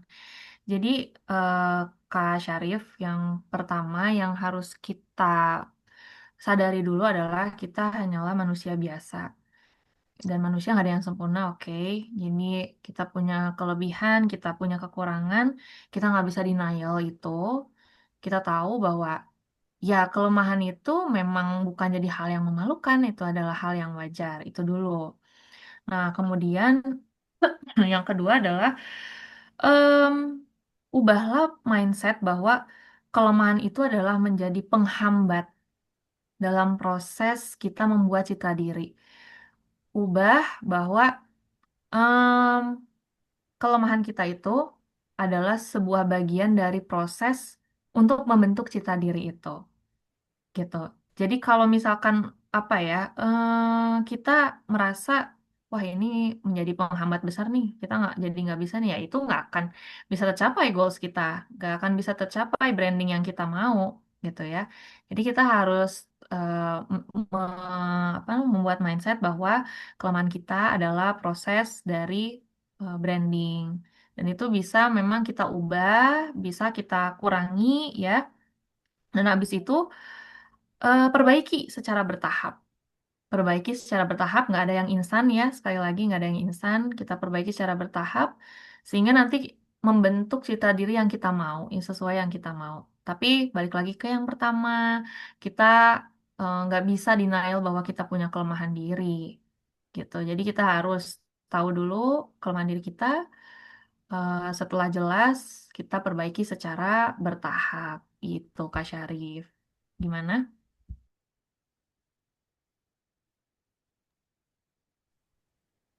Ya, iya, emang kurang pede sih untuk mengenalkan diri. Karena emang dulu kan pernah mungkin ya dulu masih kecil pernah dibully atau ini. Jadi untuk apa? Untuk mengenalkan diri, branding, terus eh, tampil itu kurang ini aja sih. Makanya lagi coba untuk pelan-pelan nih. Ya, saya ngerti banget kok. Saya juga sama dulu, saya itu waktu SD dibully kok. Tapi ternyata, jadi kita gini Kak Syarif, kita validasi aja apa yang pernah dikatakan oleh orang-orang itu. Kalau memang apa yang mereka hina ke kita itu nggak benar, ya sudah, tidak usah kita hiraukan. Ya kan? Kita punya value, ya kan? Kita punya kelemahan dan kita tidak sempurna, itu aja. Nanti lambat laun juga percaya diri itu muncul kalau Kak Syarif sudah bisa berdamai dengan masa lalu itu. Gitu ya. Makasih Kak. Sama-sama. Terima kasih juga. Terima kasih Kak Syarif buat pertanyaannya dan semoga semakin semangat ke depannya untuk lebih percaya diri lagi dan membranding dirinya di media sosial terutama. Oke, selanjutnya di sini yang resen ada Kak Wiwit Mega Asmara. Silakan sebutkan nama, asal, pertanyaan ditujukan untuk pos siapa, dan isi pertanyaannya apa. Silakan Kak Wiwit. Oke, terima kasih Kak Cindy. Ini sebenarnya bukan pertanyaan ya Kak, lebih ke sharing. Perkenalkan nama saya Wid Mega Asmara, asal dari Lampung. Untuk yang sharing pertama ke Coach Diki. Coach, dari paparan CV tadi kan banyak banget ya Coach pengalaman jam terbang yang sangat luar biasa. Nah, dari Coach Diki sendiri ada pengalaman pribadi yang paling berkesan dalam membangun kepercayaan diri di atas panggung tuh ada nggak sih Coach? Gitu. Terus untuk yang pertanyaan kedua untuk Coach Hanifah, menurut Coach Hanifah, sosok dengan personal branding yang kuat itu yang menjadi inspirasi Coach Hanifah itu siapa Coach? Terima kasih. Terima kasih sudah bertanya Kak Wiwit. Bisa dijawab duluan oleh Coach Diki ya. Oke, baik. Terima kasih Kak Wiwit. Jadi pertanyaannya itu berkaitan momen ya atau peristiwa di mana saya merasa bahwasanya oh ini skill public speaking ini sangat berkesan gitu, sangat memorable gitu. Di tahun 2022 waktu pandemi waktu itu saya mendirikan komunitas Bisa Public Speaking. Kemudian saya mengadakan webinar Zoom. Saya buat gratis. Itu di grup ada 600 orang. Dan yang saya sewa itu Zoom-nya sekitar 300 peserta. Jadi dari awal sampai akhir 290, 300 gitu. Dari awal sampai akhir. Dan audiensnya itu berbagai macam. Karena memang saya buat gratis dan waktu itu pandemi. Dan sebelum itu saya sudah jadi trainer, kemudian ikut berbagai pelatihan. Dan saya mempersiapkan sangat baik dengan public speaking atau presentasi saya. Dan di momen itu saya merasa bahwasannya saya lebih baik dalam komunikasi daripada sebelumnya. Di balik seorang mentor, di balik seorang coach itu ada mentor juga. Dan mentor saya juga mengatakan hal yang sama. Kamu ketika saat ketemu saya itu ngomongnya masih gini-gini, tapi saat webinar itu energinya, antusiasnya, kejelasannya sudah lebih baik gitu. Dan itu momen yang mengubah saya semakin semangat bahwasanya yang dulunya introvert gitu, kemudian kadang ribet, kadang bingung ngomong apa, ternyata bisa juga. Bahkan audiensnya langsung banyak gitu, 300. Karena memang kapasitasnya waktu itu ya segitu gitu. Dan dengan adanya pengalaman tersebut, itu kalau dalam NLP nyebutnya anchor ya. Jadi ada pengalaman peristiwa yang sangat berkesan, dan itu saya selalu ingat-ingat ketika ngisi presentasi bahwasanya saya harus memberikan yang terbaik. Dan itu bisa juga dijadikan motivasi buat teman-teman kalau misalnya ada momen yang berkesan yang sangat membuat teman-teman dalam konteks public speaking percaya diri, maka teman-teman harus ingat-ingat hal tersebut. Siapa audiensnya, waktunya di mana, kapan itunya. Supaya apa? Teman-teman ketika berbicara di depan umum akan mengingat memori atau pikiran yang positif. Jadi itu adalah hal yang menurut saya sangat berkesan karena waktu itu saya keluar dari zona nyaman juga dari seorang introvert menjadi seorang public speaker ataupun trainer. Semoga bisa menginspirasi. Terima kasih. Baik, terima kasih Coach Diki buat jawabannya. Kalau dari Coach Hanifah bisa langsung dijawab pertanyaan kedua dari Kak Wiwi tadi. Oke, terima kasih Kak Wiwit pertanyaannya. Ini sungguh menarik ya buat saya. Sosok yang personal brandingnya kuat akhir-akhir ini untuk saya adalah Mas Ferry Irwandi dan juga Ibu Sherly Juanda yang tadi saya sebutkan.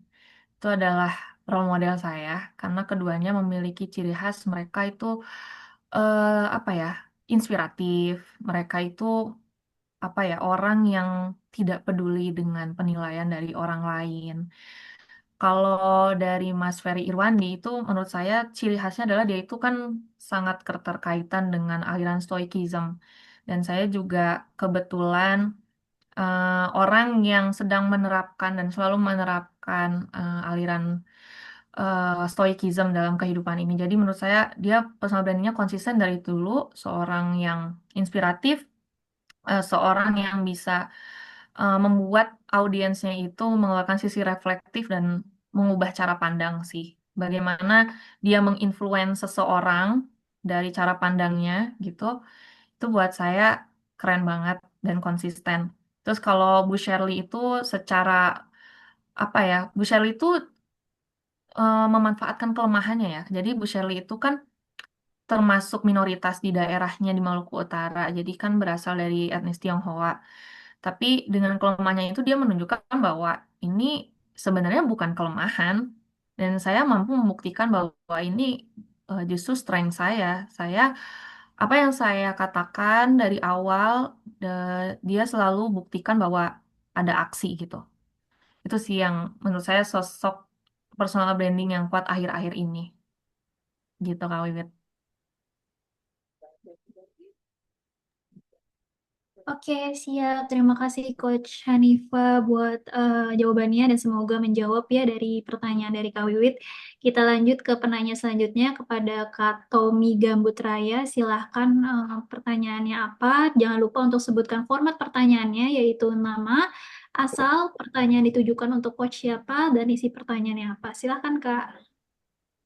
Terima kasih kepada moderator ya Mbak Cindy Piona.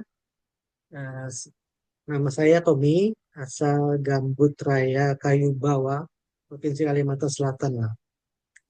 Saya ingin bertanya kepada Coach Diki Nur Rahman. Ya. Di sini kita semua tentunya ingin menjadi pembicara yang baik dan memberikan dampak yang baik juga, begitu ya Coach ya. Tapi pada kenyataannya ya, contoh diri saya sendiri itu sering apa kebablasan itu atau istilahnya slip of the tongue gitu ya. Bagaimana cara kita mampu gitu ya untuk apa mengantisipasinya. Contohnya saja kemarin kan yang bikin geger itu anggota DPR Sahroni ya, sebenarnya maksudnya baik mungkin ya, bahwa ingin DPR itu apa mengontrol pemerintahan dengan baik, ingin apa memperkuat undang-undang, cuma dia kebablasan. Gimana caranya coach yang baik coach? Terima kasih. Oke, baik. Terima kasih Pak Tommy atas pertanyaannya. Di dalam NLP itu ada yang namanya asumsi atau preposisi yang menyebutkan bahwasanya pikiran, tubuh, dan perasaan itu satu kesatuan. Jadi apa yang kita ucapkan itu sebenarnya apa yang kita pikirkan. Nah, terkadang ketika ada situasi dan kondisi tertentu itu menyebabkan intensitas emosinya meningkat dan omongannya itu tidak terkendali. Hal pertama tentu saja kita harus menyadari bahwasanya hal itu perlu kita filter. Kalau kata orang filsafat atau filsuf, apa yang kita ucapkan itu harus kita filter dengan 3 hal. Boleh dicatat ya. Yang pertama benar. Apakah yang kita sampaikan itu benar atau tidak? Yang kedua, apakah yang kita sampaikan itu baik? Dan yang ketiga, apakah yang kita sampaikan itu bermanfaat?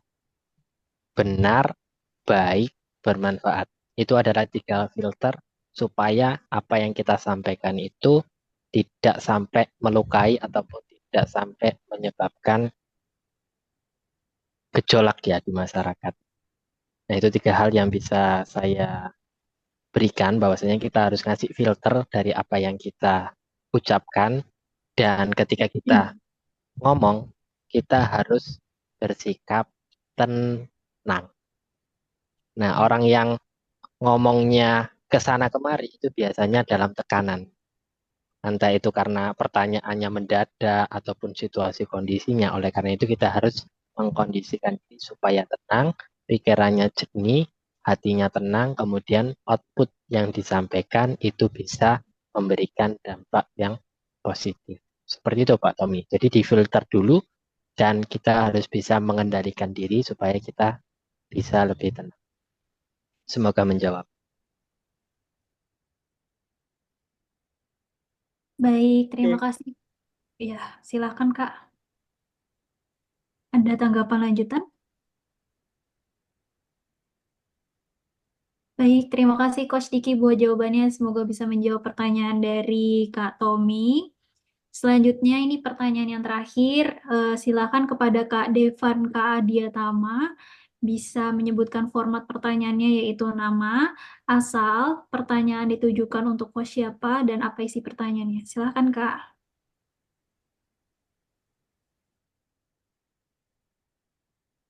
Ya, Assalamualaikum warahmatullahi wabarakatuh.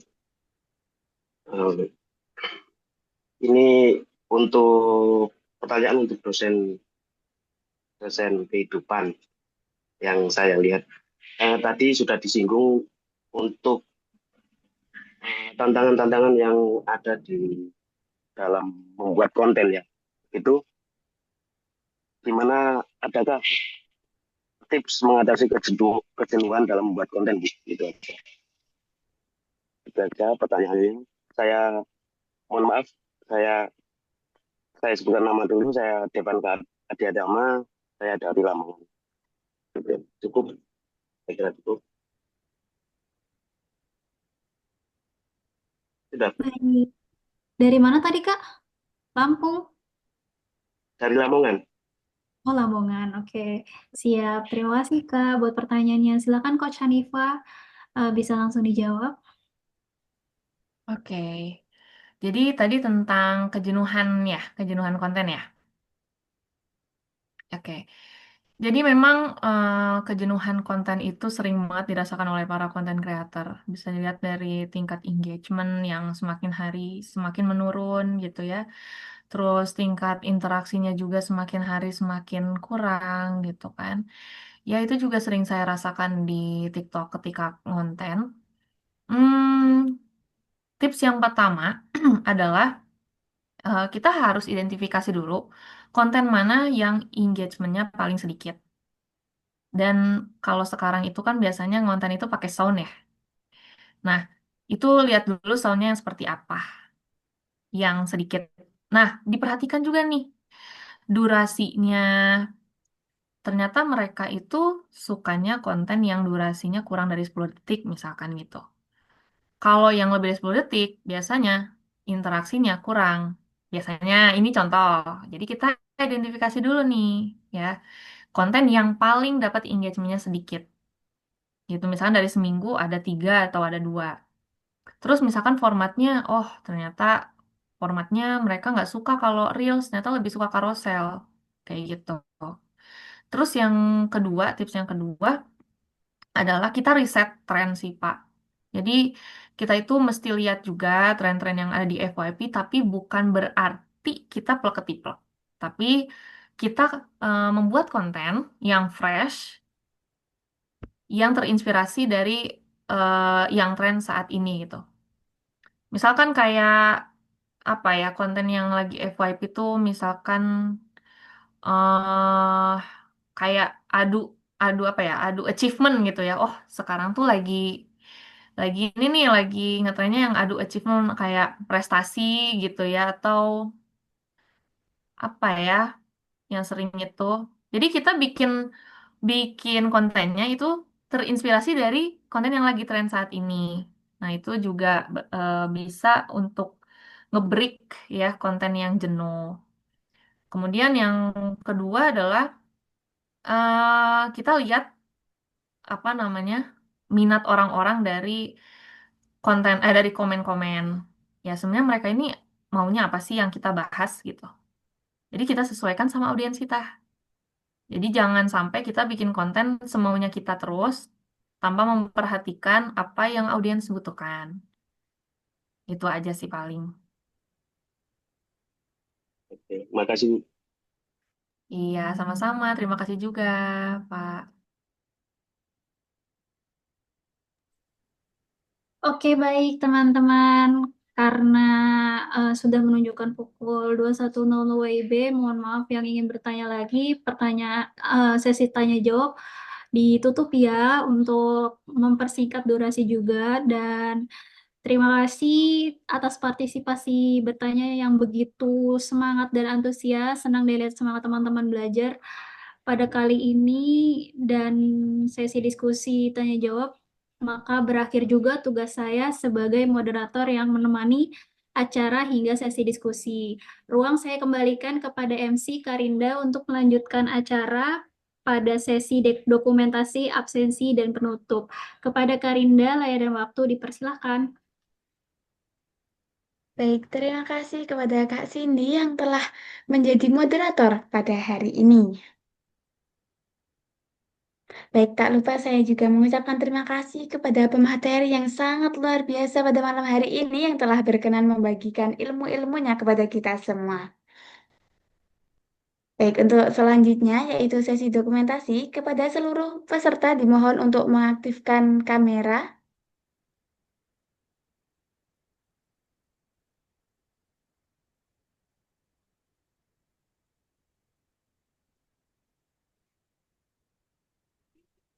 Baik, kepada seluruh peserta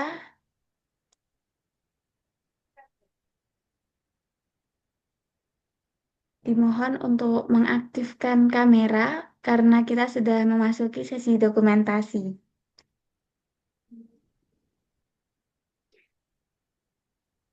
Ya, baik, kita tunggu 1 menit lagi ya.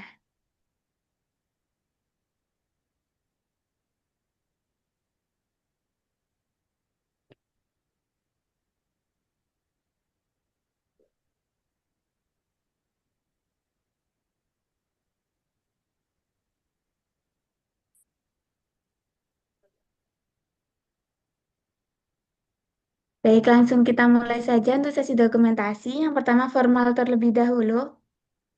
Oke, 1, 2, 3. Oke, kita masuk ke slide selanjutnya. Oke, masih dengan gaya formal. 1, 2, 3. Ya, baik, untuk selanjutnya yaitu gaya jempol. Boleh dikasih jempolnya. Oke, 1, 2, 3. Oke, slide selanjutnya masih dengan gaya jempol. Oke, 1, 2, 3. Baik, gaya yang terakhir boleh gaya andalan dari teman-teman semua. Gaya bebas ya. Oke, 1, 2, 3. Oke, slide selanjutnya. Oke, 1, 2, 3. Oke, baik. Terima kasih kepada seluruh peserta yang telah melakukan sesi dokumentasi. Baik, untuk selanjutnya yaitu kepada para peserta bisa melakukan absensi.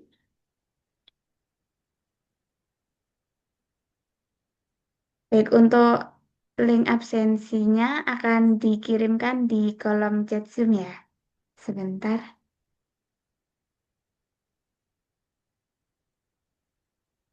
Ya, baik, kepada seluruh teman-teman bisa melakukan absensi yang telah di-share oleh admin di kolom chat Zoom.